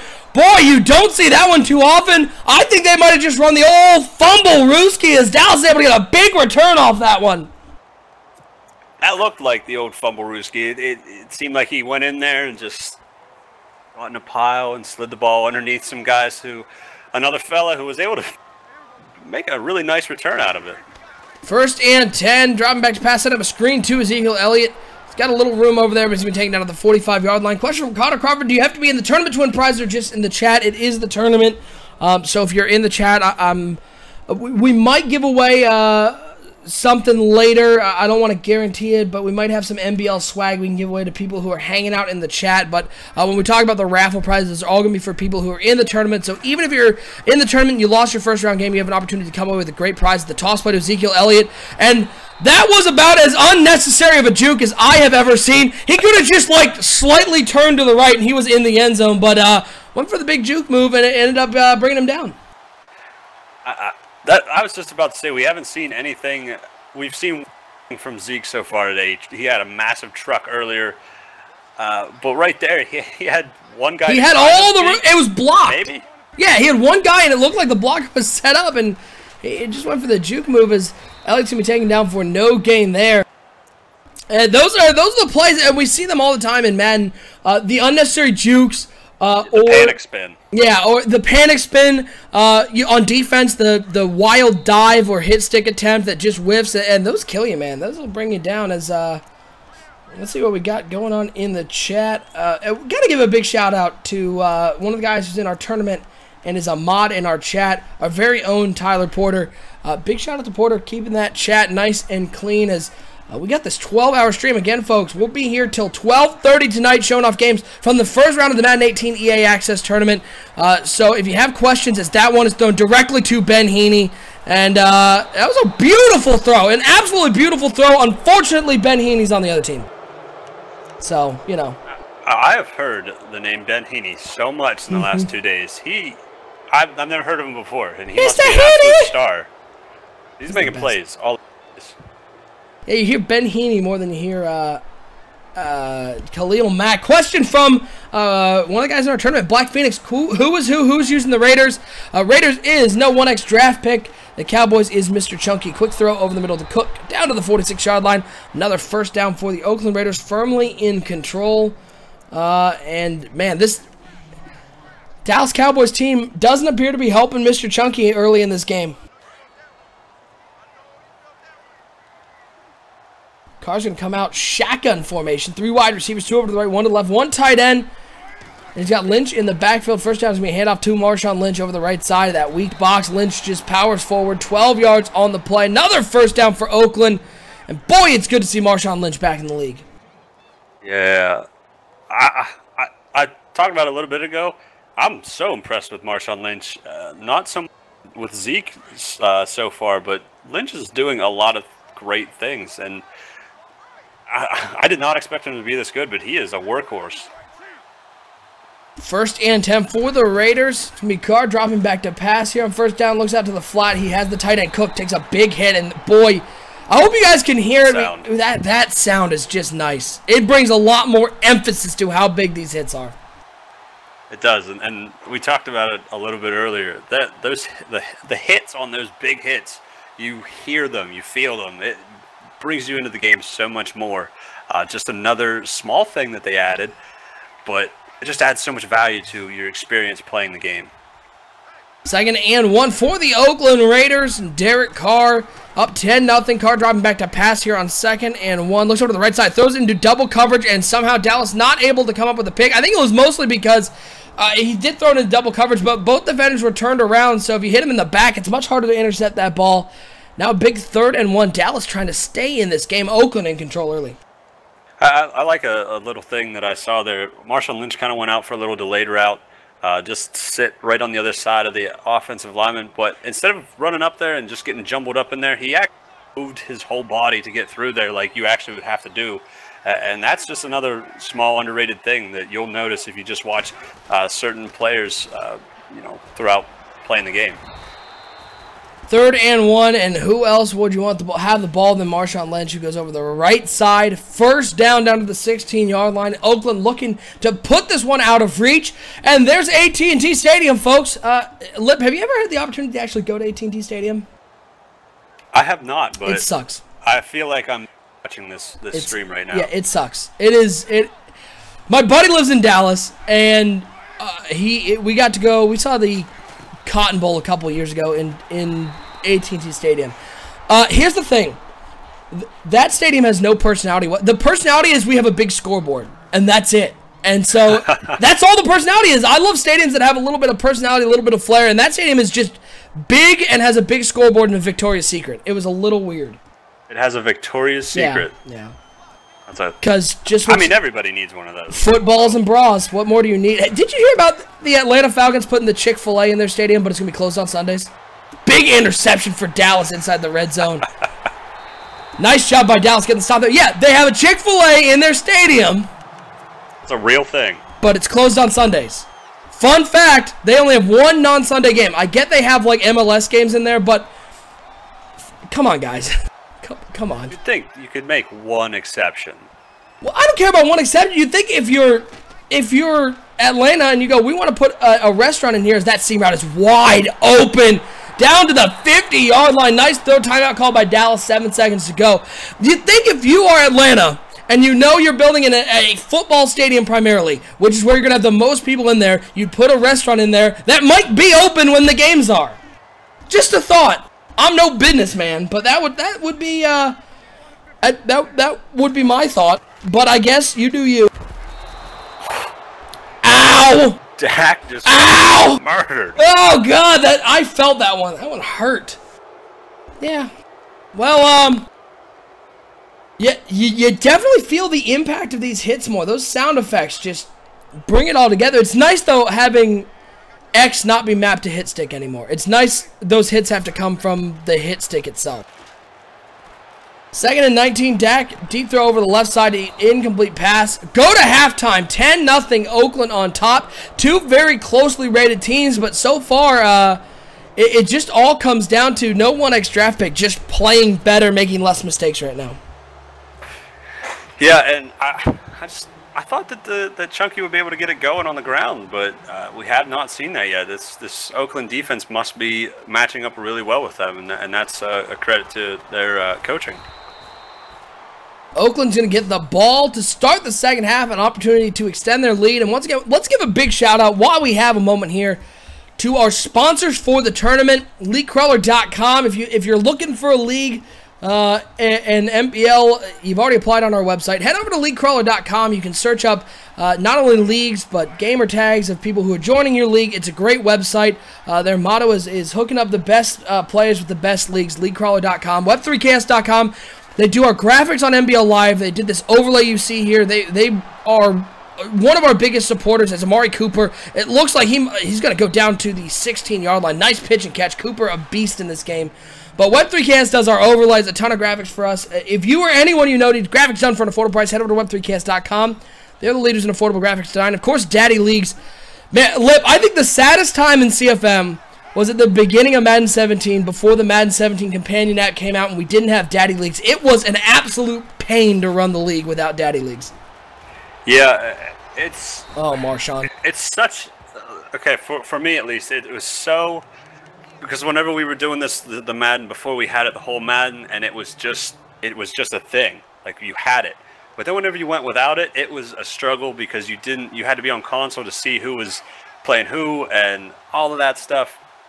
It's really a great tool for anybody that wants to make their league so much better. Walks into the end zone, touchdown Oakland. Yeah, Daddy Leagues, big shout out to Daddy Leagues. They just make it's not a tool that I think if I was starting a CFM, I didn't know about them. It's not a tool that I would immediately think about I need, and then you use it and you go, man, how did I ever run anything? How did I ever use a league without this tool? They keep all your stats. They're just, I think they are the most useful CFM tool out there. Yeah, and that's a big thing. Like, I'm really into the stats part of it. You know, in NBL, we run our owner statistics, and we have Players Hall of Fame, we have a top 25, we have all this stuff. So to be able to go back and look at all of those guys' career stats and stuff, it's so much easier on Daddy Leagues compared to console. Just a little bit easier on Daddy Leagues. It's all one place. So to do anything extra, to not just to run your league, but to do all the extra stuff that such a useful tool, and it goes far beyond just scheduling stuff. 1st and 10. Zeke Elliott getting the ball run over the left side. He's got some room. He has. Oh, that did not go well. Ooh. Zeke, don't hit. Oh, Chunky, don't hit that Y button. It did not go well. That looked painful. That one looked painful, even with Zeke Elliott. 2nd and inches, folks. A reminder, this is a first-round matchup. 2nd game on our 12-hour stream. We appreciate everybody tuning in. I'm OSU. I'm hanging out with my man, Lip, co-commissioner of the MBL and host of the Commissioner Corners podcast. So check out the Commissioner Corner podcast here on the MBL Network. It's a great podcast. Just did an episode releasing the MBL Players Hall of Fame. The MBL Players Hall of Fame, it's only Madden created players. Yeah, you're alone with me, so why do you hate Peter Legursky? Tell me why you hate Peter Legursky. You're alone. There's nobody here to defend you right now. Why do you hate PLG? There was just some numbers that did not line up with our other Boot members from of chat. the class. Racist. That's all we can say. Boot from chat. I'm doing this alone. I'm running solo now. Zeke Elliott, 3 carries on that one. Couldn't get 10 yards. Dallas is going to have to punt unless they're bold enough to go for it on 4th down, and they're not. I will say the hardest thing about playing in this tournament is going from MBL rules to non-MBL rules and being like, I could go for it on 4th down here. I could do that. It's an adjustment. MBL rules very... they do keep the game how we feel is sim as possible, but it is tough going from that sim environment to this sort of tournament environment where we're just here having fun. Yeah, you get in those situations and you think, I could go for it, and then it's just something inside of you is like, well, I'll play. Lip's gonna yell at me if I don't punt it. That's what goes in my mind. I'm gonna get a message from Lip. Nah, your man zone coverage was not equal. You ran less than 30% zone, so get out. Handoff to Lynch over the left side of the 26-yard line. 5 yards for Marshawn Lynch. Oakland in control in this game.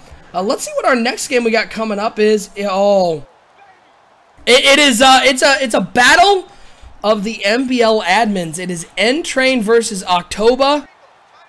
How much do you think October wants to keep that Antonio Brown jersey in his house? I actually remember him saying just a couple days ago that he needed to get it out of there because it was growing on him. So, yeah. I think he wants to have something happen with it fairly soon because it's growing wood.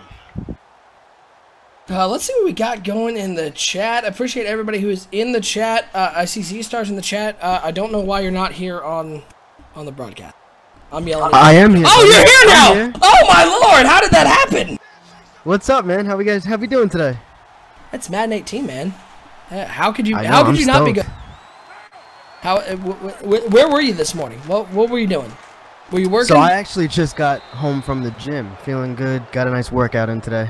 Hey, Lip, what is a gym? Is that a guy? My local gym is called Taco Bell, so. Dude, that's my gym, man. Yeah, we all know Lip loves the Taco Bell. How could you not? I could go for that is a 12-pack. staple in the Lip diet. It is, and it is a staple in the lip restroom as well, apparently. Homer Hankey in the chat saying Peter Legursky was overrated, so we'd like to wish Homer the best of luck in his new league that he'll be joining. Get out. Madden Bob League. Well, Star will be manning the chat, so any questions that you have, post it in the chat. Again, hit that subscribe button, folks. We're not only, again, this 12-hour stream is awesome, but we're going to be streaming every round of this tournament throughout the next couple days, and before you know it, it's going to be MBL Live time once again. Our live broadcast of our MBL games. It's a lot of fun. If you haven't checked one out, it's under the MBL Live playlist here on the network. Check it out. The NBL Live games are a lot of fun. It's a handoff to Rich over the right side, and Rich, oh, goodbye. Get out of here. 41 yards. Oakland turning this into a rout. They're up 23-0, and we're seeing once again the run game is very good, folks. If you want to be able to stop the run, you're going to have to put guys in the box, and you're going to have to play call effectively. Yeah, that has been the the biggest takeaway from these first 2 games so far that you're going to have to match up and you're going to have to out there to match what the offense is trying to bring? So, Star, you've gotten an opportunity to play the game. Yeah, I played about 3 or 4 games last night. I'm running through the trial. I'm gonna have to make a second account soon, but I love it. I love it, man. I really like how the Frostbite engine feels. Just the little mechanics on the offensive line, little things like the running back puts his hand on the back of the O lineman and really rides him upfield to try and maximize yardage. Little things like that. I feel like they made a nice little couple of tweaks to make the game a lot better this year so far. Have you gotten an opportunity to play with the team you're going to be playing with in season 26 and beyond in Madden 18? Yes, actually, I haven't played with any other team but the Cleveland Browns. What do you think of those Brownies? I know you haven't got an opportunity to take advantage of the plethora of draft picks that they have, but there's some young talent on that team. Yeah, Myles Garrett is a freak of nature. I mean, I played it, like I said, 3 games. I think he had 6 or 7 sacks. He's just a force. Wow. And still got Joe Hayden in that secondary. Were you playing with Deshaun Kaiser at quarterback? Yeah, and I also actually had a chance to play 1 game on Sim. The difference in quarterback play was huge. Yeah, well, what was the biggest difference you saw? On competitive, Kaiser was really able to make all the throws. On the run, in the pocket, down the sidelines, over the middle, short, intermediate, deep. But on Sim, it's really kind of a dice roll. I found the most success getting him out of the pocket. Any kind of pressure, he did overthrow a lot of passes. So it's going to be interesting transitioning into the Sim instead of competitive when we switch into our league rather than EA Access Tournament. Yeah. The next game we'll be having here on the stream is our 2 o'clock matchup between N-Train and October 2 MBL admins. Facing off at 2 o'clock, and then at 3 o'clock we'll have Madden Mafia versus I Really Hate Mark, and that's his gamer tag. I have nothing against you, Mark. I'm sure you're a delightful guy. Dak Prescott rolling out to the right, rolling. Oh my Lord! He's dead! Carl Joseph killed him. He's dead. He's dead. Oh, he's fine. He's fine. It sounded like a gunshot. I'm not gonna lie. 2nd and 16, pistol formation for Dak Prescott, dropping back to pass. Dallas trying to stay in this game. 24. Well, that's not going to help. Interception thrown right to James. Another pick for this Oakland defense. And, well, I think if you're the Dallas Cowboys marketing team, you don't want this game on the marketing docket. You don't want Mr. Chunky representing your team as the Dallas Cowboys because it's not going well. The complete absence of Ezekiel Elliott has shocked me. We talked about it before he, left to play his game. We thought that he was going to run through this defense, but he's kind of not been able to get it going at all. Everyone's making the Goldberg reference in chat. I almost felt that was less Goldberg and more like Rhino. Like, Gar! It was just brutal. It was a big hit, and these animations, these frostbite collisions, they are just clean as anything. It is nice to see this game look as nice as it does. As Oakland 212 passing yards, Dallas has 55. That's not going to help as Oakland can tend to run this one out. Handoff to Marshawn Lynch. That's going to take us to the 4th quarter. 24-0 on top. And Lip, if there is one thing that I think we can say is good about Mr. Chunky. We love Mr. Chunky, co-host of the Blitz podcast. He may not have been good here, but he is very good at predicting how bad he was going to be. He was very spot on. The anti-TFA. Good at predicting. Yeah. Yes, exactly. If you haven't watched our team selection show, go check that out on the network. Great show. Yeah, it was a fun show, and it was fun to watch TFA attempt to predict all his inside information. He needs to get new sources because it was not pretty. It did not go well for his predictions. I am extremely shocked that he was that bad. There was a time during that show I said I was going to do my TFA prediction because I thought I was going to be wrong, and I was still right. So that's how off TFA was that entire show. One of his best buddies in the league too, Kyle. You would think he would at least get that. He totally screwed him with that one. He was like, I know where he's going. Nope. We learned that everybody lies to TFA. That makes sense. Well, I think we also learned that Kyle lies to everybody. Have you ever played Friday the 13th with him? That dude is the biggest scum in Friday the 13th. He will sell you out for a Klondike bar. Jason comes after him. He's like, they're right over there. I'll help you get him out of the closet. You can just kill him right now if I can leave. Shout out to Kyle. Shout out to the flat killer, Matt Miller. I think he'll be on, he's going to be on stream a little later today. Let's see, actually. And speaking of, he's actually playing TFA, the Best Friend Bowl. Best Friend Bowl. Oh my God. I want to get that game on here. The Best Friend Bowl. As, the Dallas Cowboys, I don't know, trying to keep it interesting. 5:13 to go here in the fourth quarter. Prescott driving back to pass. We'll see if he can throw another one to the other team. He can. He's very good at throwing it to the other team, and that's another touchdown for Oakland. Wow. Hey. Yeah. Chunky. Sir. Put down the controller, man. We can use this to about whenever you do throw or whenever you do get an interception. The blocking lanes and the return game is incredible. You'll see it whenever you actually get in the game and pick and start to return interceptions. The blocking is real, and you have a real opportunity to house a lot of interceptions. I am very happy that we don't have Sonny Weaver on right now, because you want to know how often I would have to say Sonny Weaver splash play? Quite a bit. Yeah, it wouldn't be good. Everybody in the chat put the controller down. Well, they're gonna keep playing. You got these hours. You only got 10 hours on EA Access. So you got to take advantage. Dak Prescott under center, 3 wide receivers, 3 over to the right, 1 to the left. He's just gonna toss it to Zeke Elliott. He's got some room over there. 1 man to beat, and he did a little Texas two-step there and got a couple more yards up to the 40-yard line, and a nice gain from Ezekiel Elliott.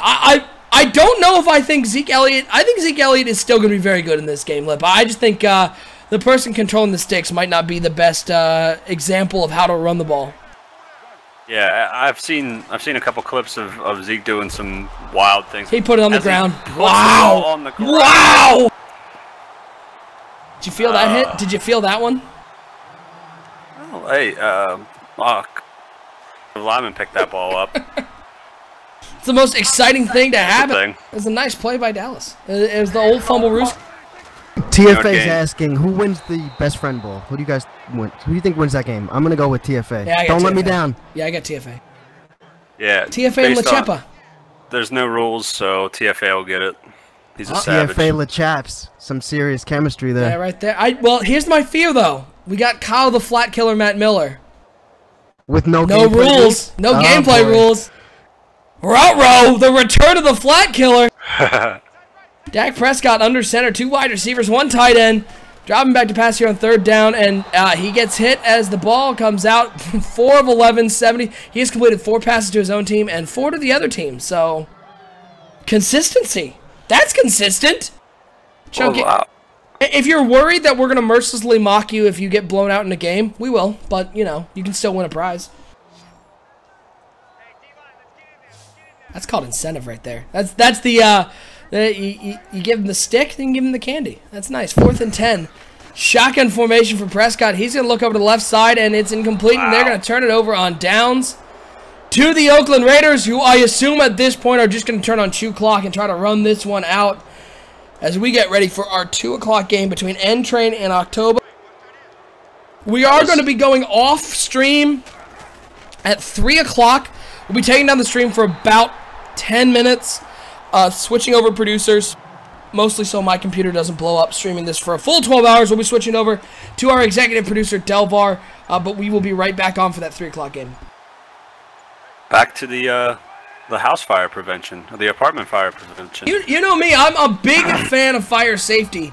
Yes. And the last thing mostly I just don't want to pay for a new computer if I try to stream this for 12 hours.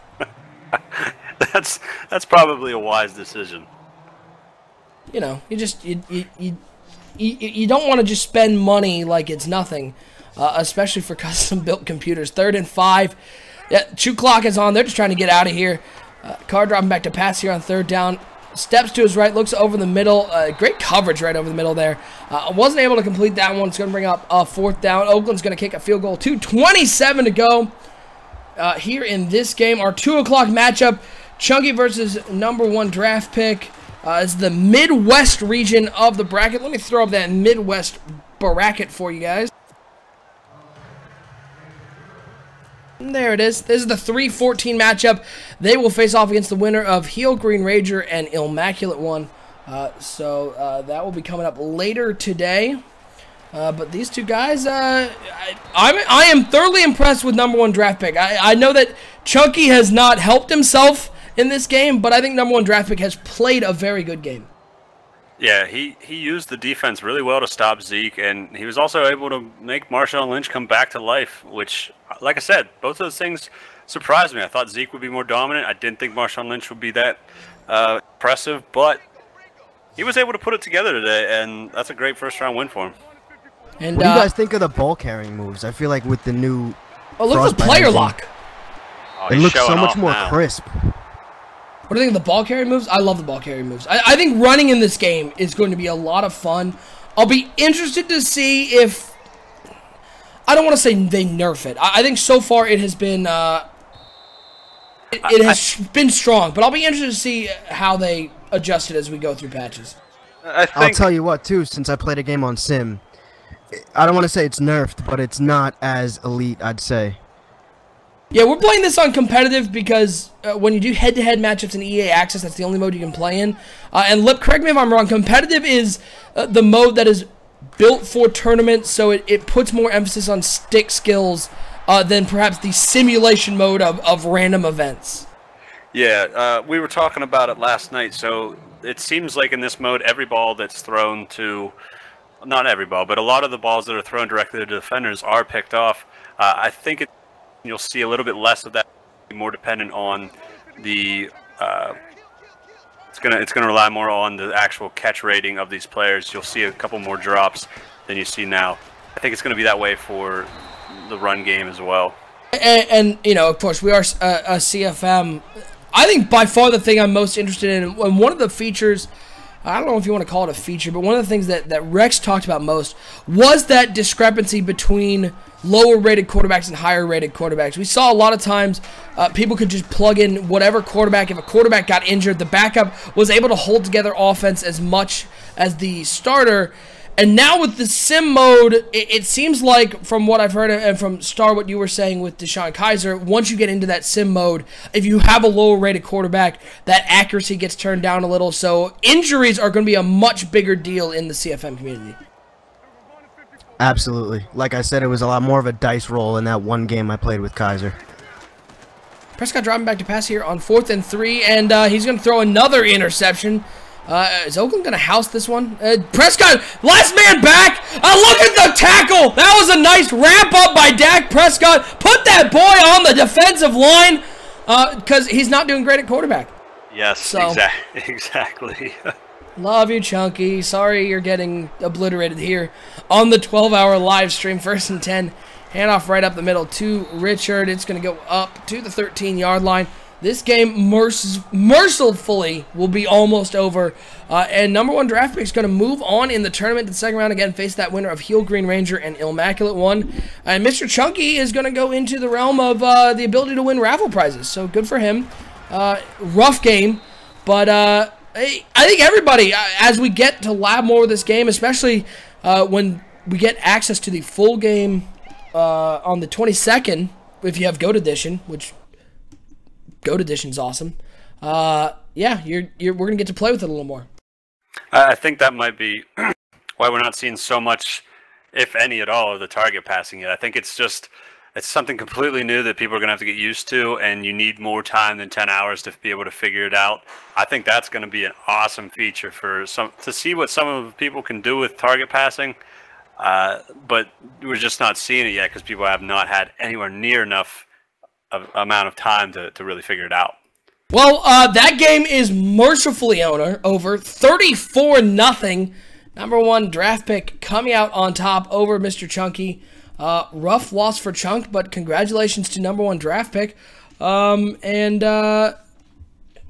guys think we should give away this custom controller I got here? I want one of those badly. Those are sweet. All right, so I'll take you out of the running. That's cool. Gotcha. I gotta pull up my drawing. You guys, ramble on for a bit. I'll set up the drawing. Hey, we know the chat loves my rambling, but I actually have somebody to talk with here. So, Star, how you come here often? Yeah, do you so I want you to talk about Isaiah Crowell because apparently you had some great things to say about him. Oh yeah, for some reason I don't know why. Even on simulation mode, he is a beast, man. They gave him an 89 speed, but he really runs. It feels a lot faster than 89. I think he has like 85 trucking, close to a 90 juke. He's just a monster. I came into this Madden thinking I was gonna have to draft a running back once we got MBL, our actual CFM, started again, but after playing a few games, I think I have my running back of the future. Yeah, he is extremely overrated in my opinion, but that's just because Absolutely. Settle I'm down. loving every second of Come it. on, the Crow! he never hit 1,000 yards in his career. Played behind the Browns' offensive line. It's basically Joe Thomas and me. Yes, their offensive line is incredible, I'll tell you that. It is really, really good ratings-wise. Haven't played with them, but they're really good on paper. It should be fun, Lip, duking it out twice a season. Yeah, I think going back to the injury thing, I think whenever, like especially a star quarterback goes down, you're gonna have to play differently because you're not gonna be able to just whip it around with your backup. So planning, whether you have to play defense and run more around that injury is gonna be extremely fun to see what some of the guys do with that. I had a hard time on defense too, which worries me going up against your Steelers' potent offense. Man coverage is a lot better, but I feel like the zone coverage, it's kind of hit or miss. I don't know. Small sample size, but that's my take in 3-4 games. Yeah, and that's all the more I've played so far. But just watching what we're seeing here today, that first game, defenses came out in a lot of dime and quarter formations, and they just got ran all over. David Johnson. I think he had over 250 yards. Thomas Rawls also had almost 200 yards. So running against those weak boxes is going to be extremely, something you're going to have to plan for and keep an eye out for. That double spin move by David Johnson was pretty sweet, huh? It was nasty. I was speechless, and then I was just completely shocked that it was able to happen. But that's what happens whenever you have one of these good players going up against, people that can make moves. Yeah, they did say they put an emphasis on the elite players, that 90 plus. So, All right, you guys want to give away this controller?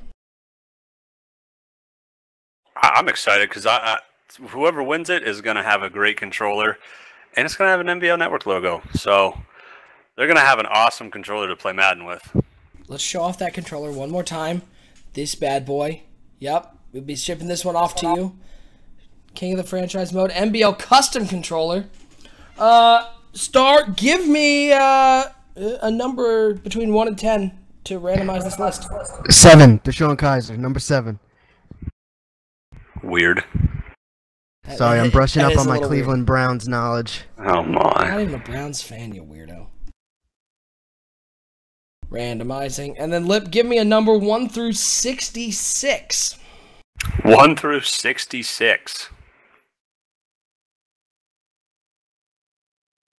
I'm going to go with 13. 13. Lucky number 13. Lucky number 13. The winner of the MBL custom controller is not anybody who's sitting in this particular chat. Let me jump out of the chat real quick. God, you suck. I hate you. It is our very own grid member. It is Notch08 with the win of the MBL custom controller. Congratulations to Very Notch. nice. He'll be playing Porter later today here on the 12-hour live stream. Notch, congratulations. Shoot me and group me your address and name and shipping information, and we'll get that controller off to you. And that's our first giveaway. So as you can see, we're just going to be giving away a bunch of stuff. We've got a Madden 18 game to give away. So if you're eliminated from the tournament, keep watching the stream because you might win one of these cool prizes. And it's about time to get to our second game, N-Train versus October. Lip, who do you like in this game? I'm interested to see how N-Train plays, but I want to see what October can do. I know that he has built some good defenses in the past. His offense has hurt him in the past, but if he can hold it together with defense against N-Train, who may not be comfortable with the game yet, he could pull out the win. Z-Star, who do you like? I'm going to go with N-Train. I played him last night. He was the Dallas Cowboys, but he played extremely well, so I expect him to do more of the same here. We're just getting the stream set up here. I think we're also going to be having Sonny Weaver joining us. I think Sonny Weaver in the house. Sonny Weaver in the house. All right, so thanks for joining us on the Madden 18 12-hour stream. I'm going to go. So it's only Sonny. Sonny, run this one. Somebody who's actually here, flip over to N-Train's Twitch stream. I'm just trying to determine if my computer's being weird. Does it seem like it's kind of choppy to you? Yeah, that's the one. Yeah, I'm seeing that too. Just was worried it was me. I will confirm in... So, Sonny Weaver, your thoughts on... You got to play it a bunch last night. What do you think of the game so far? You know, I'm a big fan of the game. I've played a lot of games at this point. I think the things that have been pointed out by a lot of people are true. The man coverage plays a little bit better this year. Zone, not so much. I think pass rush will be interesting, especially when you get on sim mode versus some of these maybe lesser offensive lines. And so that'll be something to watch, as some of these guys are really good at picking apart defenses, but they just may not have any time in the pocket based on how some of these lines are rated. Yeah, this is quality on the stream. Not great. Not particularly surprising though. N-Train has had internet issues in the past. As right now it's 0-0, folks. We're just watching this on the Twitch stream. I'd put it on, but it's a little rough to watch. And we don't want to put on bad content here. We have 12 hours of streams, so we don't want to put on content that is not up to the standards of the NBL network. So we're just let's talk about the game for a little bit while we come up with this backup plan. Sonny, what is there a feature in this game that you think it has the most game-changing ability? Is there a feature that they added or maybe improved upon that you think is going to affect the game the most? I think it's going to be target passing, but it's going to take some while for that really to get flushed out. I think there's a lot of guys that want to use it. I know me and Lip messed around with it a little bit last night, and it's definitely difficult, and it's going to take some time to master. But once you master that, it's going to open up a whole new world that I think really is going to change the way a lot of people play Madden. We're actually going to put on a different game for you. We're going to put on an exhibition game here so people can see some of the features and continue to see the game. We want everybody to get a view of Madden 18 throughout this 12-hour stream, so we're going to get a game. I think our very own Lip is going to take a showdown with the commissioner himself, Bomber. The commish versus the co-commission, a little exhibition game. And I assume that Lip's going to take the 49ers because they're great. Obviously. Now I'm starting to wonder some things, Nick. So I jumped on the stream to cover for a ill Bomber. Now Bomber is playing a game. Is the commissioner playing hooky? I think he's playing hooky. I just think he doesn't want to be on the network anymore. That's what I'm hearing. I think he's done. I think he's packed it up. He's gonna go. He's gonna go somewhere else. He's gonna go to HBO Go or something. Oh, I like the reference there. Game of Thrones. That's See yet this week? Very, very good. Very good. No, I have still yet to watch that show. I need to get into it. You're a horrible person. What show? Yeah, Game of Thrones. All right, get out. All right. I knew I was going to get some heat for that comment. I'm going to be playing ball and in here. Have what do you guys fun. think? It's going to be fun, especially because the stream's going to see it like 10 seconds after. Yeah, I'm not going to ruin the stream for anyone. Push the talk is safely on. So we're going to get a little exhibition game here as we gear up for our 3 o'clock matchup. Again, at 3 o'clock, we will be taking the stream down for just about 10 minutes. Switch over producers in a continued effort to not burn my apartment down. We'll be switching over to our executive producer, Delvar. He'll be streaming it for the next couple hours, and then at 6 o'clock, we'll switch over once again and bring you into the primetime matchups. A lot of great matches tonight. While we have them on, while they're setting up that game, let's pull up the bracket. Let's take a look in each section of the bracket so everybody can see who is in the tournament, and we can take a look at some of these matchups. Let's first look at the East side. I'll play that East video because I think it looks cool. We're going to take a look at the East bracket. Lip, or whoever's here, whoever's listening right now, is there a matchup in here that you're interested in watching? Black Phoenix going to be going later tonight here on the NBL Network. I'm sort of interested in that. A couple of these matchups are Grid guys versus NBL guys, Timbo versus Captain Planet, Gub versus Dark Brawler. Lip versus Unisolated, I can say I have no interest in because I think Lip's going to beat Unisolated by 50. Well, he's the Cowboys, so let's slow down 48, on that. sorry, 48.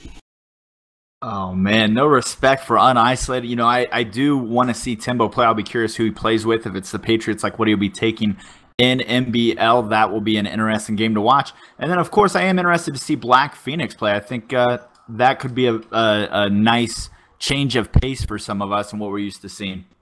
Yeah, that's a fun bracket on the east side. Let's go to the South bracket here in the Madden 18 EA Access Tournament. And the matchup I think everybody is excited for is that 8-9 matchup. Reigning Ravens versus Ingraven. Battle of the Ravens.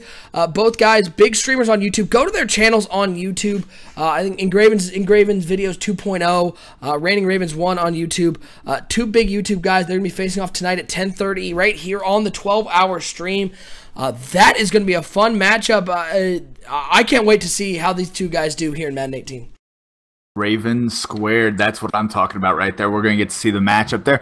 You know, gameplay in that case will be interesting. Who got to be the Ravens, though? Who won the coin flip? Who's going to be the Ravens? I don't know. That is the surprise for tonight.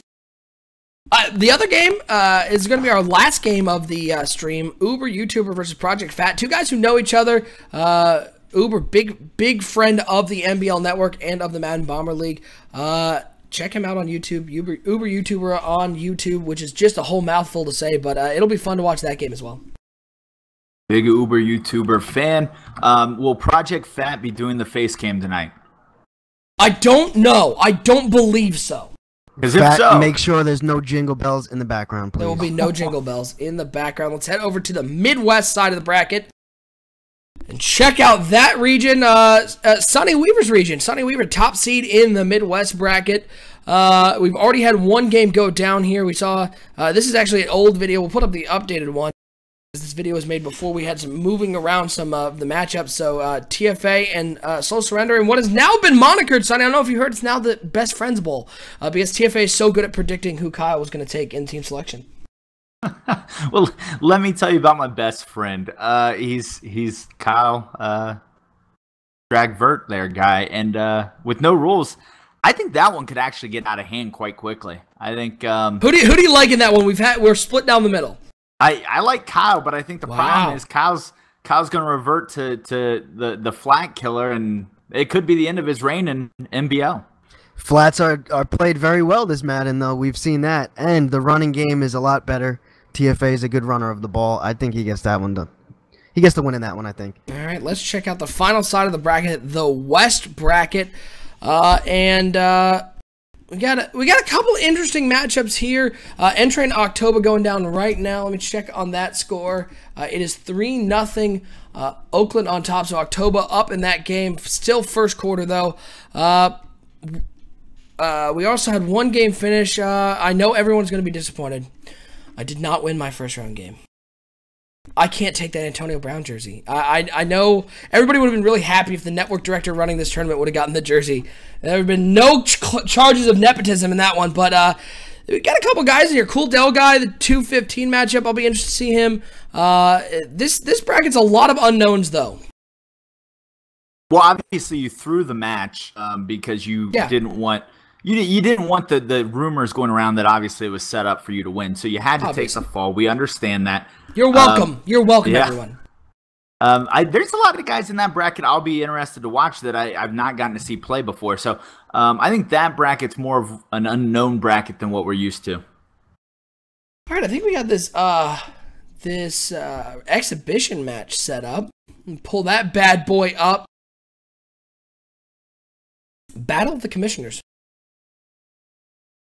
Battle of the Commissioners, Lip starts out and he's going to try to establish the running game. Played with him a little bit last night. Really couldn't get it going. He's got Le'Veon Bell. He's got that Steelers offensive line, and you'd expect some big holes there for him to run through. I'm beginning to think it's user error. Again, folks, this is an exhibition matchup, not in the tournament.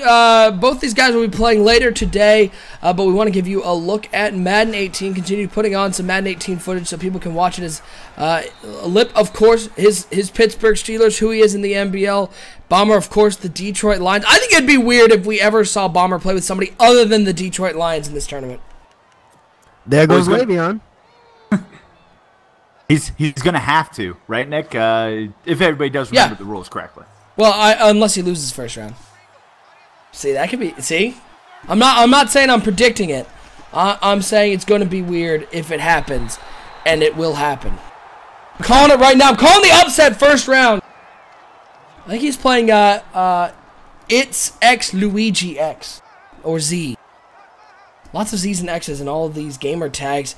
As Bomber able to get a stop on third down, and they're going to get to see how Matt Stafford and this Detroit Lions team plays in Madden 18. We know how good they were in 17, especially in CFM.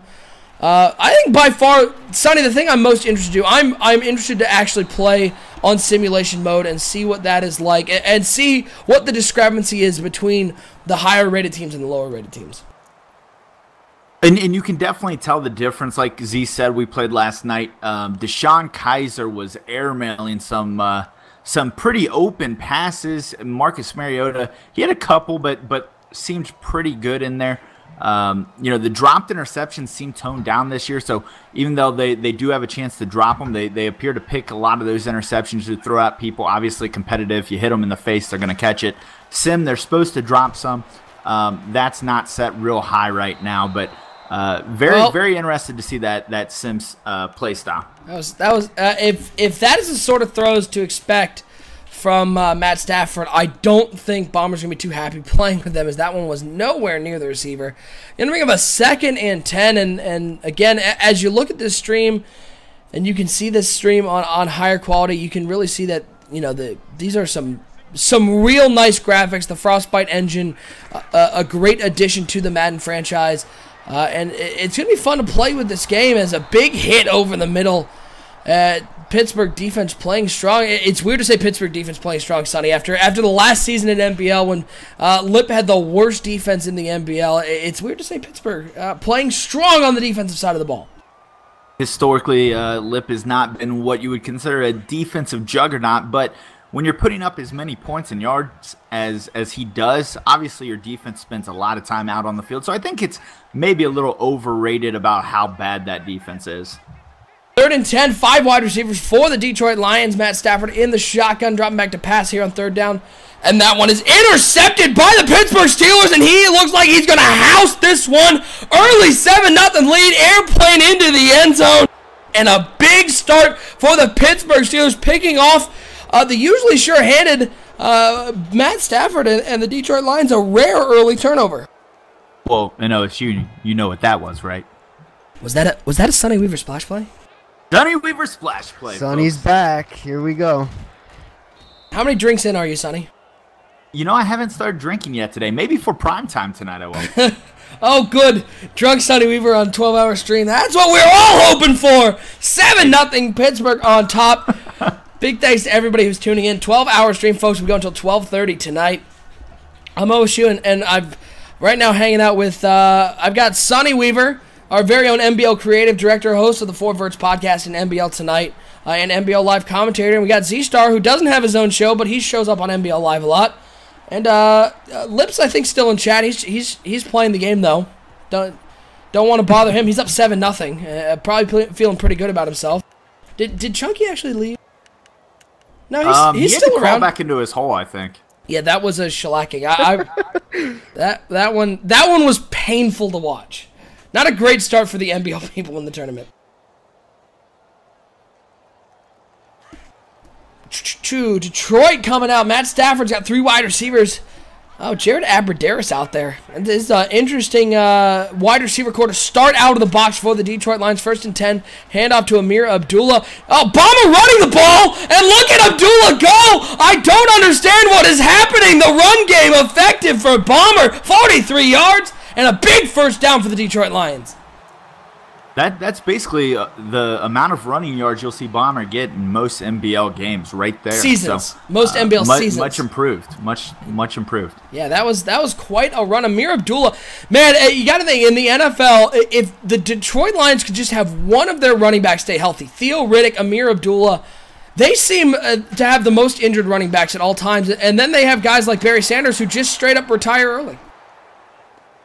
Maybe that was to avoid injury. You never know. Or maybe it was to avoid Detroit. I live in Detroit. That seems to be a thing too. I live by Detroit. I'm 10 minutes from Detroit. I gotta say, Barry, good move. Well done. No, I'm just kidding. The city is beautiful. There's just a lot of places you don't want to go. 2nd and 19, play action pass. Stafford rolling out to the right side and finds Bomber's favorite target in the world, Eric Ebron, with the catch down to the 23-yard line, cutting it down to a 3rd and 1, and Eric Ebron is going to be another. It's going to be another season where I think Eric Ebron is going to be tough to stop. Well, Eric Ebron running after the catch. We talk about it on basically every NBL live game. It's what he does so well. He's a fast, athletic tight end, and he can make guys miss.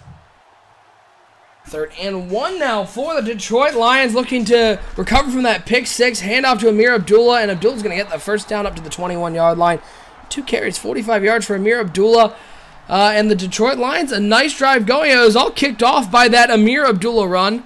And again, while we have a second, got to give a big shout out to all our sponsors for this 12-hour stream and the entire tournament. LeagueCrawler.com, Web3KS.com, and Daddy Leagues. All big friends of the podcast. And of course, a big shout out to everybody who applied, who is in the tournament. We wouldn't be able to put this on without you guys. We got 64 players in this tournament. Free tournament, and if you missed it this year, you're just going to have to apply next year. We're going to be running this every year. It is a biggest event we've ever put on, Sonny, and we're really excited that it's underway. Well, it's a big event, and it brings the community together. Obviously, like you guys mentioned earlier, over $1,000 in prizes given away for no entry fee. Good luck finding that anywhere else in the world. We're giving it away, doing it for the community. It's a good step forward for the league, and I'm excited to see what other things we can put together here over the next year or so. Yeah, 1st and goal now for the Detroit Lions. And again, folks, we'll be going offline for just a second at 3 o'clock. We'll be back on, and we'll also get a live schedule graphic. Put that one up so people can see the games that are upcoming here on the 12-hour stream. But we'll be having Madden 18 games all throughout this 12-hour stream. No break whatsoever. You're going to get the most Madden 18 coverage right here, folks. Not going to find anybody else doing a 12-hour stream, let alone a competitive tournament here. And we'll be broadcasting the following round, so you don't want to miss it, as on 2nd and goal, second pick for Matt Stafford. It's into the end zone looking for that high pass, and I think that's Ryan Shazier with the interception. The big man in the middle of that Pittsburgh defense. He was able to read that high pass coming and sky for that ball. Pittsburgh getting the ball back here. Ball on the 10-yard line. Well, Bomber, they're attempting to use the target passing. I saw it come up there on the screen. Still trying to work the kinks out in that. Yeah, Sonny, you got an opportunity to test out the target passing. What are your initial thoughts on it, and how hard is it to use? Well, I think it's more about just retraining yourself. For years, you know, the button combinations and so on have been used a certain way, and we're used to using the lead passing and whatnot. It works a little different way. Also, you have to get used to locating the target on the field. I've seen a lot of people try to use it and throw the ball 20, 30 yards behind themselves. Yep. That's not good.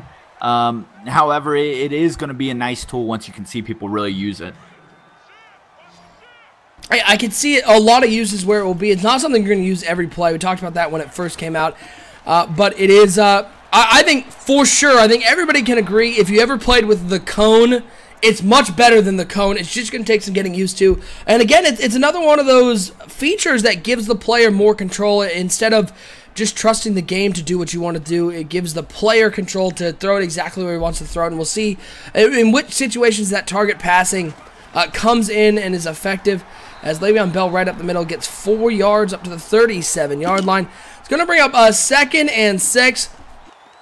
And this tournament well underway, folks. We're going to be having a ton of games tonight. That's where the majority of our games are.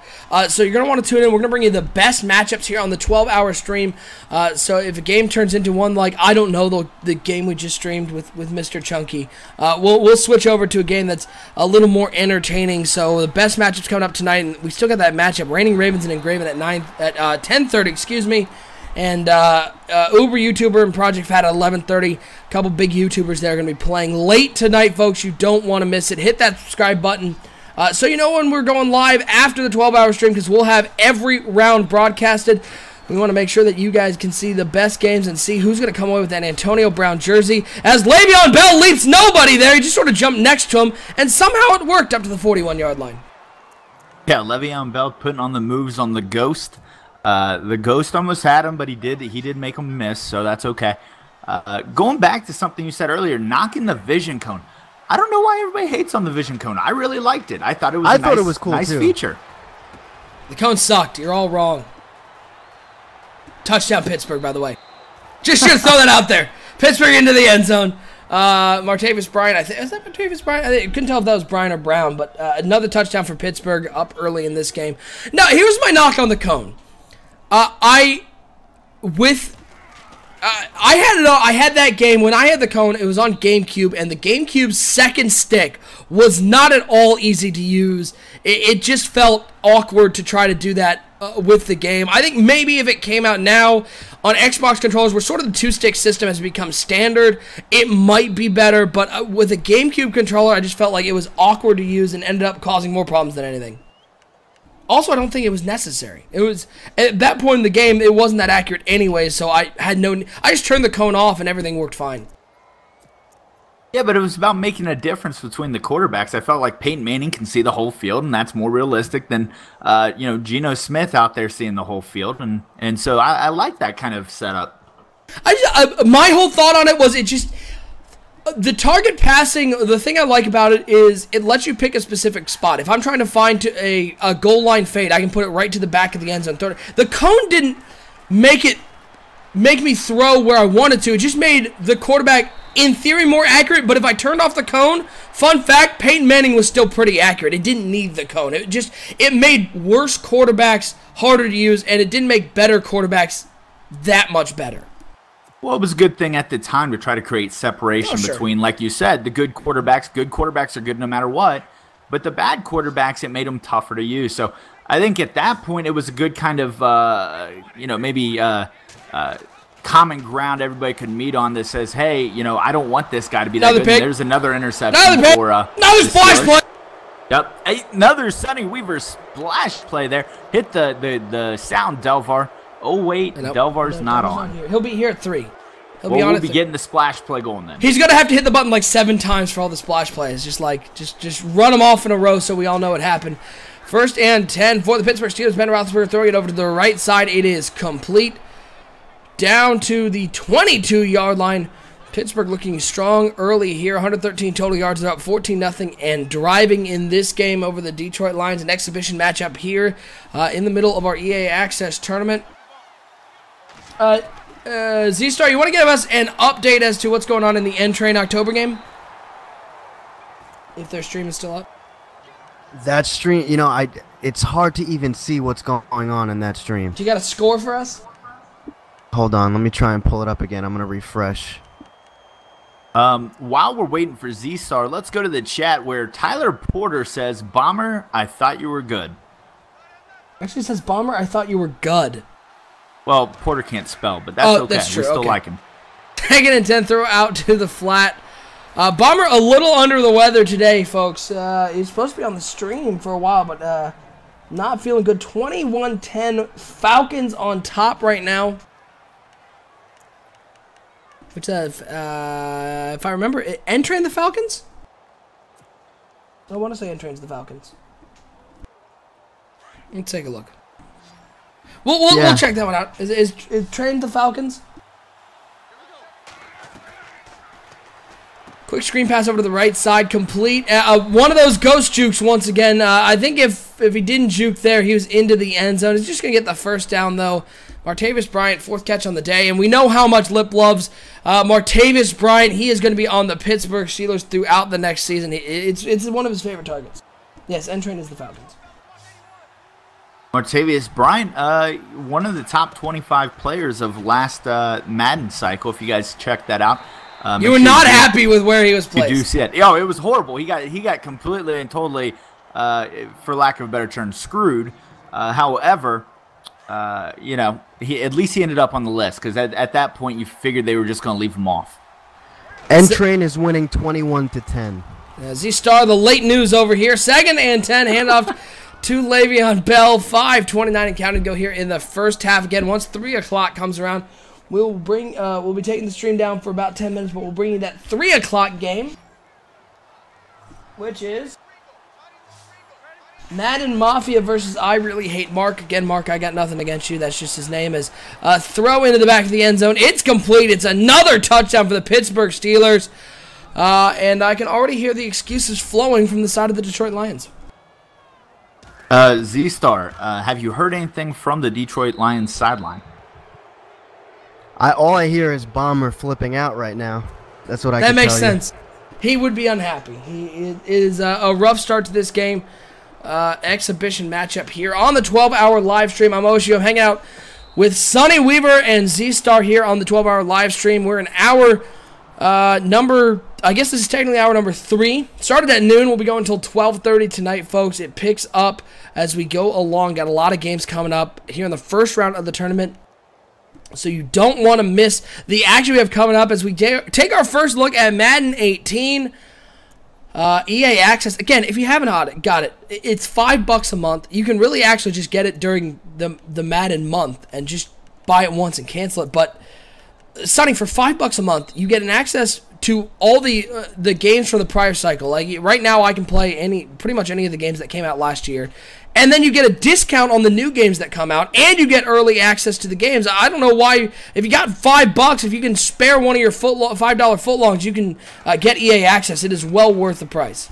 I got to ask you, have you ever worked for PBS soliciting donations? Because that's what this sounds like right now. For just $5 a month, and you can save at the such $5 donation level, we will give you a copy of Sonny Weaver's first studio album, Sonny's Christmas Songs, including such great songs as "Here Comes the Splash Play."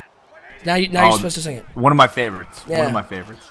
I mean, EA Access is such a steal. A lot of us are even getting it on 2nd and 3rd accounts. That's how worth it is, folks. It is just great, and for only $10 a month, you can buy 2 copies of EA Access on 2 different accounts. For $15, you can buy 2 copies and send me $5 so I can go get a $5 footlong, because I'm not going to lie, that sounds pretty good right now. 21-0, Pittsburgh on top. Play action pass for Stafford and the Lions. Tosses out to the flat to Eric Ebron. Gets up to the 41-yard line.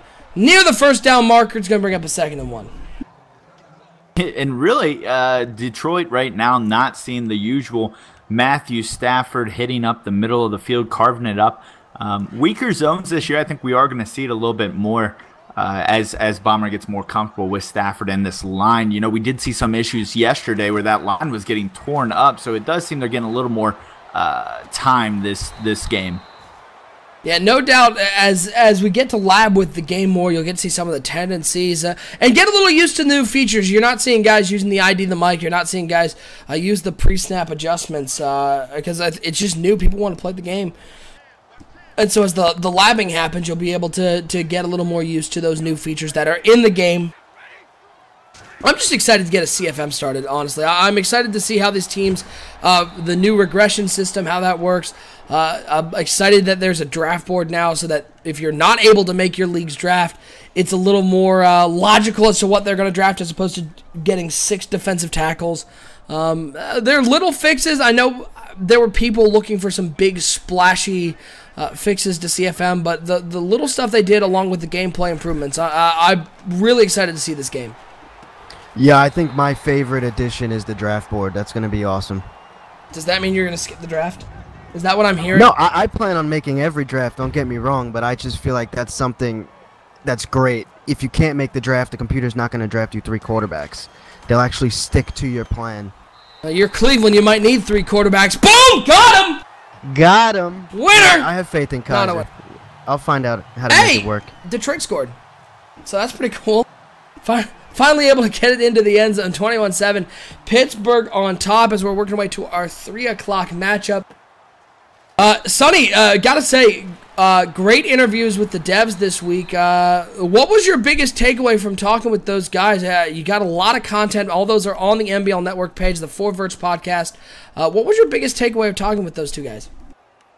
Well, there's a lot in it. It really depends on where you're going. Obviously, Clint probably provided more detail in any one interview than he's ever done, in as far as some of the deeper mechanics of the game itself. He started talking about the delta values and the differences between the offensive linemen and the pass rushers, and how these new super wins that they just added to the game this year work. So what we're going to see this year is the elite guys are really going to be dominant, and you're going to see it in the animations too. You're going to know that they did a super win. So you're really going to feel like J.J. Watt, for example, is dominating a line. When we switch over to the John White interview, an hour, there was a lot of good stuff in there. One thing that stuck out to me from that was the regression. Obviously, people have heard about the regression floor, being that guys that start above 90 are not going to fall below 90. And some people freak out with that. But what he explained there was something most didn't know, and that's regression points. What a regression point is basically, as your players age and don't meet goals and whatnot, they start stacking these points, and these points are applied to various stats, and it's like negative points, so it takes away from the stat. When your guy hits the 90 speed threshold and can't fall anymore in speed, the points that would have gone to regress speed just get moved somewhere else. So they may lose things like, agility, acceleration, other things. So remember that floor is only for halfbacks, wide receivers, and cornerbacks. Don't freak out too much. I think it's going to help kind of level out the game and make those veterans still valuable later into the game. Yeah, I think by far the regression system, to see how older players play later in their careers, it'll be interesting to watch how much the new regression system affects those players, and when you start to lose the usability of older veterans, something that in Madden 17 I thought was a little inconsistent. 3rd and 1 right now for the Pittsburgh Steelers. They're up 21-7 in this exhibition matchup.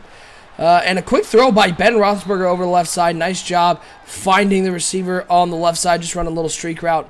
Down to the 37-yard line, Rodgers with his 3rd catch of the day. And Pittsburgh driving once again against the Detroit Lions. And again, folks, remind you, hit that subscribe button. We have a lot of great content coming out on the NBL Network. We're going to be starting our league just about, I think we're 12 days or something like that. And once we start that up, we'll be having those great NBL live broadcasts. Last season, we did 20 NBL live broadcasts, including 2 doubleheaders and that NBL Super Bowl. So we have a lot of great live content. We want to make sure you guys can join us. It's a lot of fun in the chat, interacting with us, as well as watching the games here in the NBL, following along with the storyline. So hit that subscribe button so you know when we go live, as well as you'll be notified when all of our podcasts go live as well. We have a lot of great podcasts here on the network. As another touchdown to Martavis Bryant, the Pittsburgh Steelers up big early. He took a big hit in the end zone, was able to hold on to that ball. This Pittsburgh team, Star, I have some news. It's going to be a handful to deal with in that AFC North. Yeah, he is for sure. You know, I knew that coming in, but like I said, I picked the Browns because the upside. I really thought that after the first 2-3 seasons, I'll be able to build a team that I can compete with them. Sonny, do you believe that? Sonny, are you buying the Browns hype? You know what? Am I buying the Browns hype? You know, we'll have to see on that one. I think Star does have a history of being able to compete with Lip, and that's something to keep in mind in this. But that Steelers team's gonna be really good coming out of the box. The word I've heard thrown around is Star owns Lip. Do you agree with that hyperbole? Own is a very what should I say? It's a very strong word. I would say he like Lip owns Sonny. Advantage. Like no, Lip in owns that Sonny. case, it's true though. That's just true. Okay, gotcha. Just trying to understand where the line was drawn. 2nd and 11 right now for the Detroit Lions. Down 28-7 again, folks. Exhibition matchup here as we await our 3 o'clock game here in the NBL EA Access Tournament. We're showing as many first-round games as possible. It's a nice throw there. Stafford to Ebron. Ebron's going to get up to the 44-yard line. Showing as many games as possible here in this 12-hour stream, but we'll be having streams throughout the tournament. So hit that subscribe button so you know when we're live with games throughout this tournament. First prize, that Antonio Brown signed jersey. Sonny, I believe you mentioned that if you got it, you would burn it. I did, and I also heard that no one can hear your audio. So I don't know why. I'm not real sure. I'm not sure. I think you're getting so excited. about Madden right now. You're just smashing that keyboard and turning off your audio. I haven't done anything. I've just been sitting here. Hold on. I would like to point out that the setting that was messing up last time, it's fixed. I have no answers. Huh. Well, I don't know. Can anybody hear me? That would be the best question, because if they can't hear me and they can't hear you, then that means I can hear it. I'm listening to it. Look, it's right there.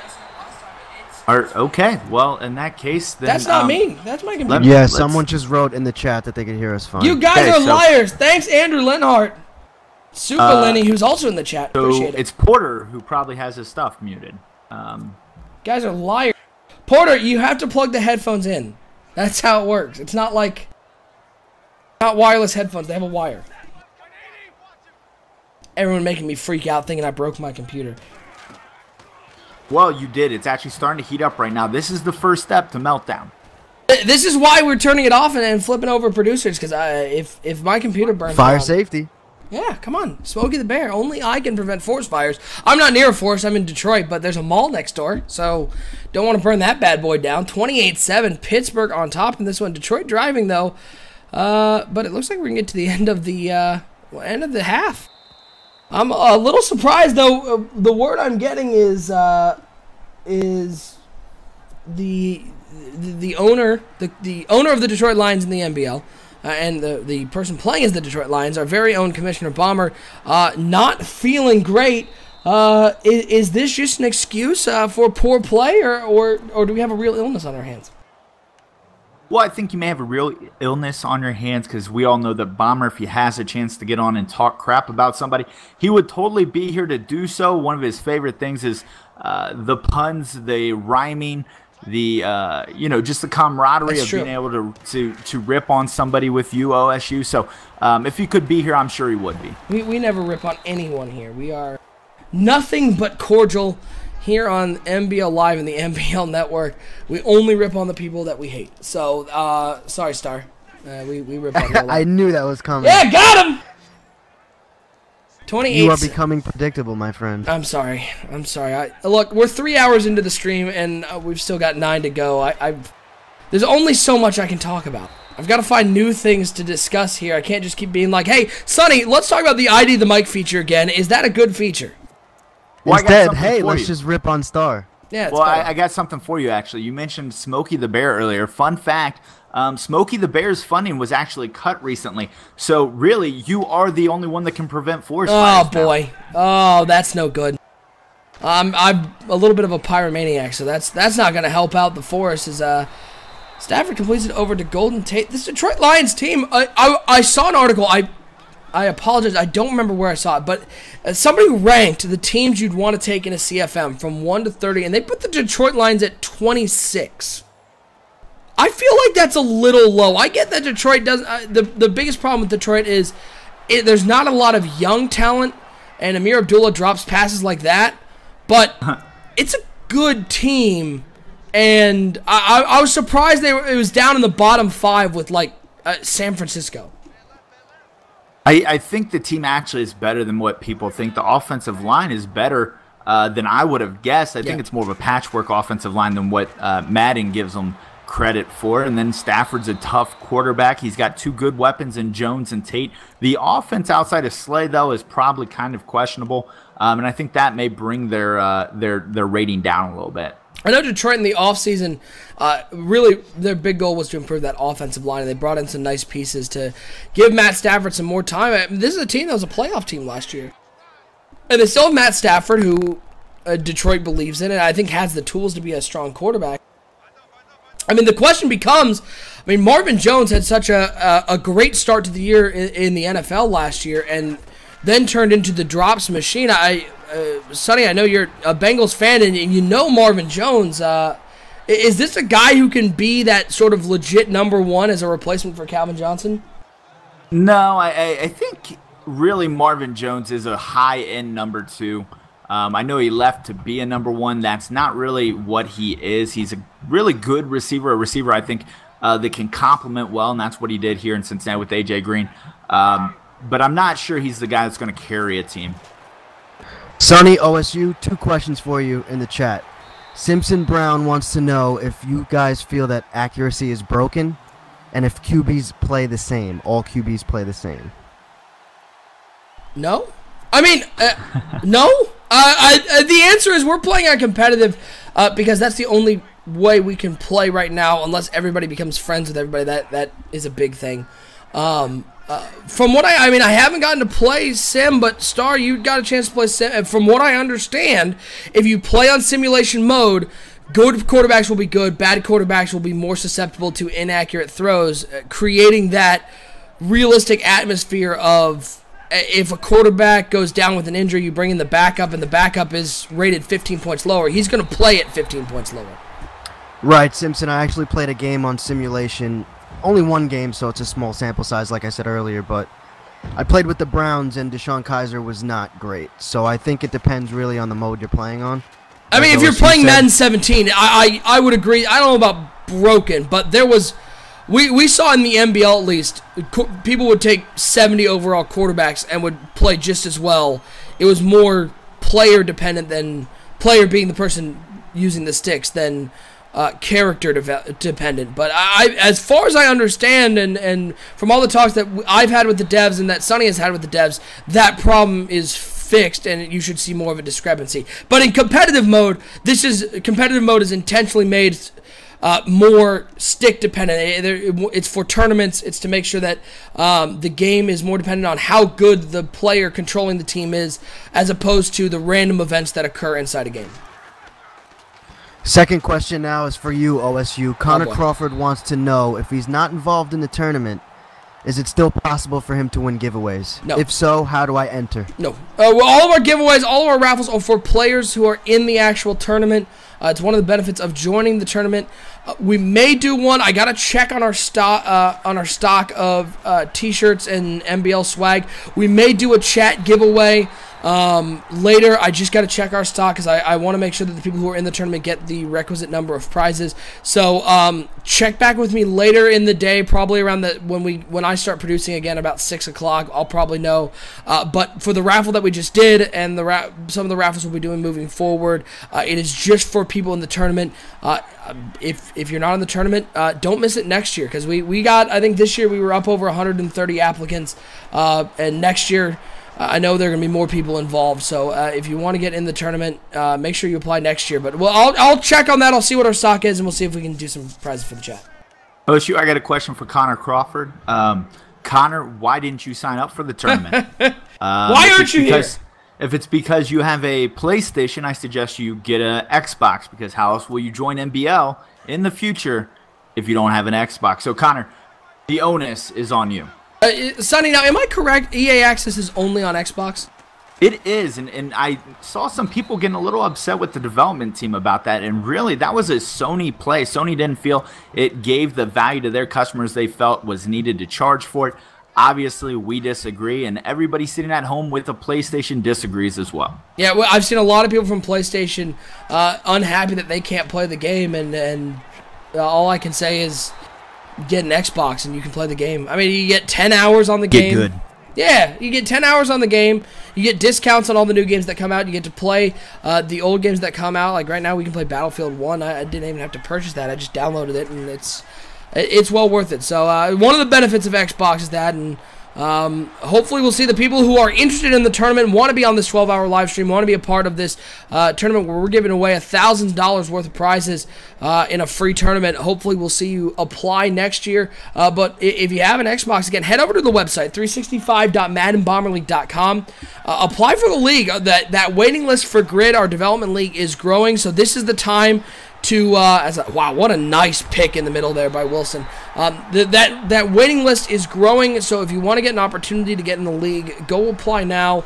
We're always rotating people into the grid and getting you used to the NBL rules. And if you come to join the NBL, you get an opportunity to either be on podcasts, write articles, be a part of the NBL live broadcast. So it's a lot of fun if you're interested in joining a great league. 365.maddenbomberleague.com. As I'm first down, a little bubble screen to Golden Tate. That did not work out. The bubble screens, did they really? I don't think I ever saw them work in 17. It's so hard to get the blocking to work right on those screens that are moving back towards the defense. Yeah, so it's funny you mentioned that. Clint just tweeted about that. They realize there's an issue with the bubble screens right now, and it will be addressed post-launch. They actually were aware of that bug just a couple weeks ago. So keep an eye on that. Obviously, the post-launch first patch will have a lot of changes into it, so the game will alter a little bit, but just keep an eye out on that. Yeah, Sonny, talk a little bit about what's new in this game is how they're doing updates and patches, especially roster updates. If I understand correctly, they're updating live with every week of the season. Yeah, so the Play Now Live component they just added this year. What you have to understand what that is that will basically allow them to push out kind of server-based updates that let them, make all the changes. So we talked about it with John on I guess it's Monday now. He was saying that, like, the Eagles trades from last week, for instance, those trades are in fact in the game right now, but you have to play as preseason week 2 as your starting point. Okay. If you play as preseason week 1, it's pre those trades. Now in week 3, you'll see some updates to some different things. Maybe people cut, maybe people signed. I know that Tremaine Brock just got signed by the Seattle Seahawks, so you should see that in preseason week 3 release. And they'll do that throughout the season, so if you want to jump right into a game, you can play your team at that moment of the season and everything going on with them. So essentially, if somebody signs a player in free agency in week 5, I can take the week 6 roster and I will have that player on my team if that's where I want to start with those rosters. Exactly. That's a pretty cool feature, especially in the NFL. I know NFL not so much like maybe Major League Baseball or the NHL. Trades don't happen as much. They're much more in the off season. You don't see blockbuster trades at the deadline. But free agency is a much bigger deal. So as players get claimed off of waivers or dropped and picked up by other teams, you have the opportunity to really pick where you want to start with your rosters, and that should be really interesting, especially in CFMs where you may not be starting the first week it comes out. You can start 3 weeks later, but start with the rosters that happen at the beginning of the season is another nice throw. Detroit quietly climbing back into this game. Yeah, Bomber kind of chipping away, going to work, grinding it out. We'll see if Pittsburgh can milk this clock and get this lead. I'm not sure what rule set they're playing by. If it's NBL, you won't see that clock start milking until under 2 minutes, but there's still a lot of time here to go.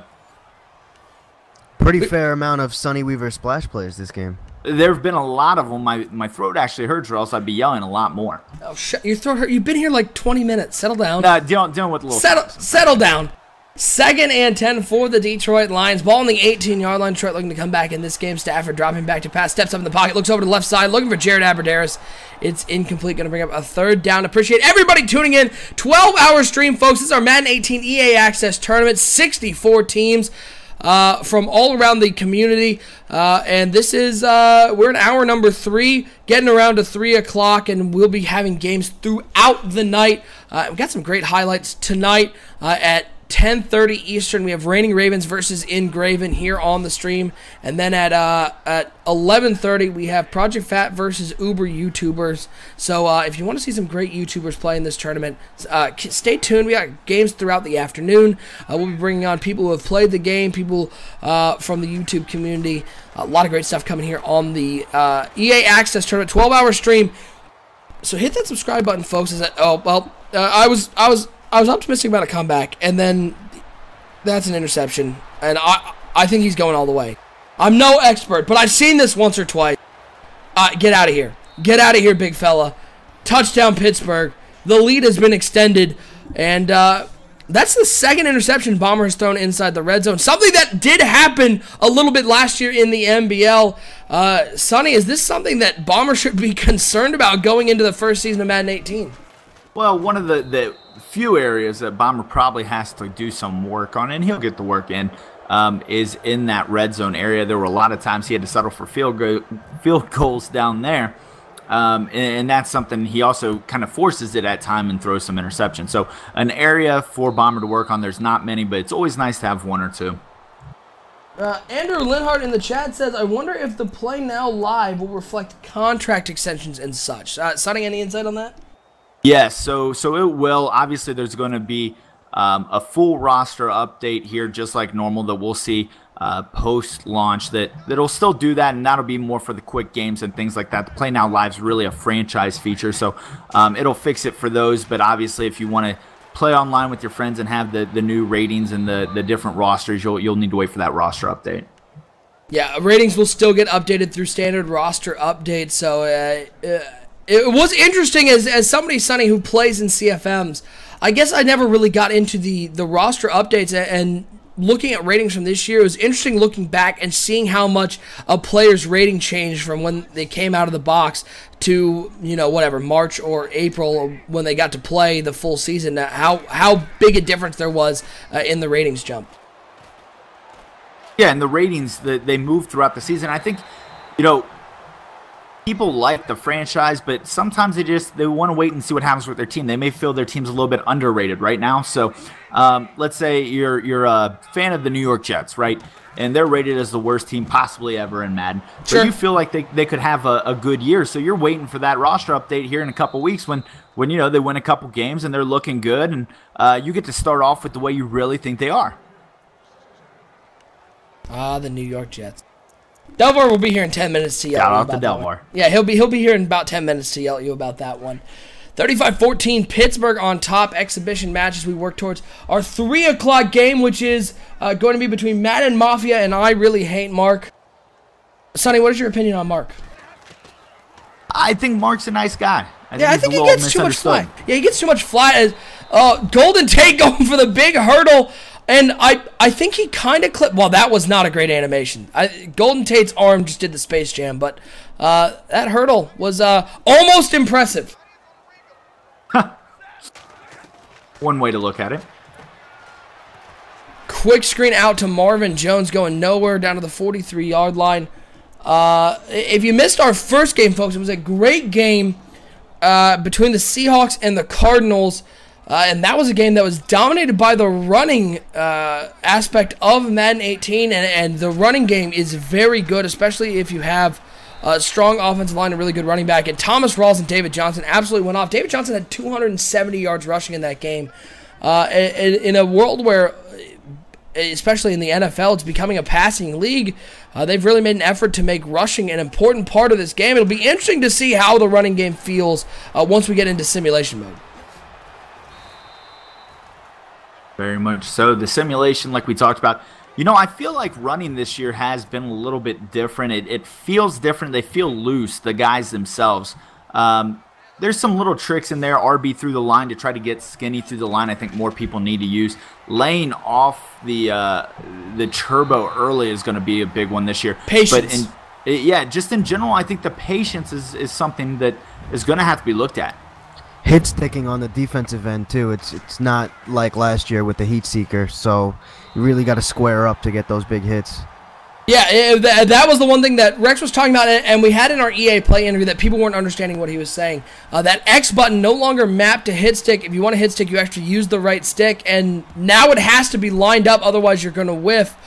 So we're back to the days of the big hits are really controlled by the user being able to line up that one, and we may see. I'll be interested to see how much the hit stick affects things like fumbles, things like jarring the ball loose. If it becomes you get rewarded if you line up hit sticks a lot, or if hit sticks end up being one of those things that you don't want to risk because the reward isn't high enough. I haven't seen a whole lot of fumbles with them yet, so kind of for me, I'm not seeing the value in them, but, it's something we'll have to play more sim games, see how often we get that. The sim mode's the one. Sonny, are you at all? I'm interested to play arcade mode and just sort of have fun with that one, just playing against friends, because that looks like a really fun mode to just pick up with somebody you just want to play a game with. Well, I think it will be. They described it as all-out offense, and you know what they say, people love offense, so I wouldn't be surprised if that ends up being one of those things that does get a lot of play for people that are just picking up and playing with their buddies. Yeah, that arcade mode. Can we get NFL Blitz back? I miss NFL Blitz. I remember. Did you ever play Blitz the League, the unlicensed one? I did not. It was a special brand of crazy where people could use steroids and stuff like that. And understandably, the NFL went, we're not going to go ahead and license that game. But I missed like NFL Blitz 2000 when it was just nonstop chaos. I love those games, and they're fun to pick up and play against. I would never want to do like a CFM and NFL Blitz, but it's just so much fun to just pick that up when you have friends come over. Yeah, and talking about crazy, I want to throw up another random crazy fact. We gave you Smokey the Bear earlier. Did you know that McDonald's got rid of orange high C? What? I'm so upset about that. Yeah, that's a real thing. What? They got rid of orange high C. I don't know. Why?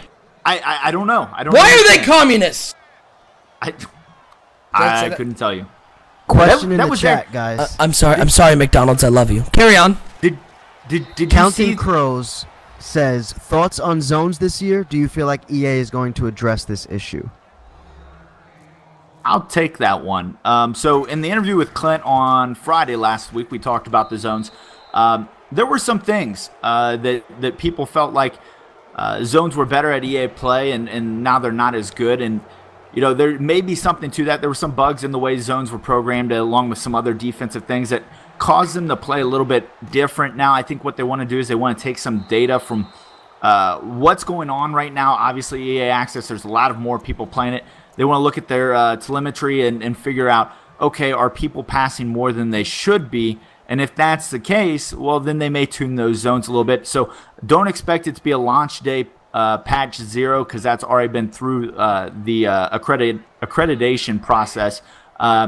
Possibly that first patch post-launch. So if you see a change to the zones, probably going to happen maybe sometime around early September to mid-September. Oh, that's another pick. And that's one of the things I think EA does do a very good job at, Sonny, is recognizing issues and being willing to patch those issues. We saw it a couple times in Madden 17. You see a problem in the game, and they're really, I think they do a good job listening to the problems and recognizing the problems, and then coming back into the game and going, all right, let's fix them, because it only took a couple patches, and we really got to a final product that I thought was really good last year. Well, and they're listening, and that's something that they will point out. I started some threads over on Operation Sports at the request of John White in regards to how people want the development of CFM to go, and what you're finding is he's watching those threads and he's listening to people, and the developers in general listen to feedback, but they also, you have to understand, have their own sets of data they look at. They can see everything going on in the game at any given moment, so they know how many people are on, what the scores are, what are the passing yards looking like, what's going on versus certain defenses, what plays are being ran the most. They have all that data, and they take that and try to make some well-informed decisions. Another thing, Train's game just went final. He won 35-10. Whoa, 35-10, N-Train over October. I'm not gonna lie, little surprised that it was that big. I'm surprised that he won by that much. I don't know. I played Train last night, like I said, and he played really, really well. He may be dangerous this Madden. I'm answering Delvar's questions right now. Vamp! Be Vampy! We're about to take the stream down for a little bit after this game goes final. Yes, we are. We're taking the stream down. Nick's got to go to the bathroom, obviously. It's been in front of the camera the whole time.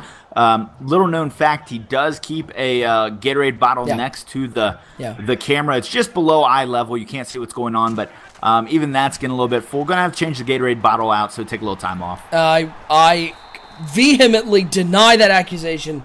It's a Powerade bottle, thank you very much, because that's what Powerade tastes like, bad piss. Shout out. I like the orange Powerade. That's probably the only one I like. Orange everything's good, just like Orange High C, which Why is Orange High C gone? Sorry. I'm so sorry. My anger's getting the best of me. Matt Stafford thrown over to the right side. That tip drill's still in the game. It's picked off once again.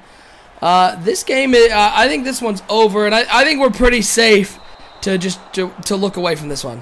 We're just gonna looking away. This game, exhibition game. We're just going to close out of the stream. So N-Train with a big win over October. He's going to move forward. And we're about ready. We're going to take down the stream for about 10 to 15 minutes. We got to switch over to the other producer. We'll be back on with our 3 o'clock game in just a second. Big shout out to everybody hanging out with us. Sonny Weaver and Star hanging out right now. And we will be back on about 3:15, 3:20. So stay tuned. 12-hour stream. Continue on. here in the Madden 18 EA Access Tournament. Appreciate everybody tuning in. We'll see you in just a second.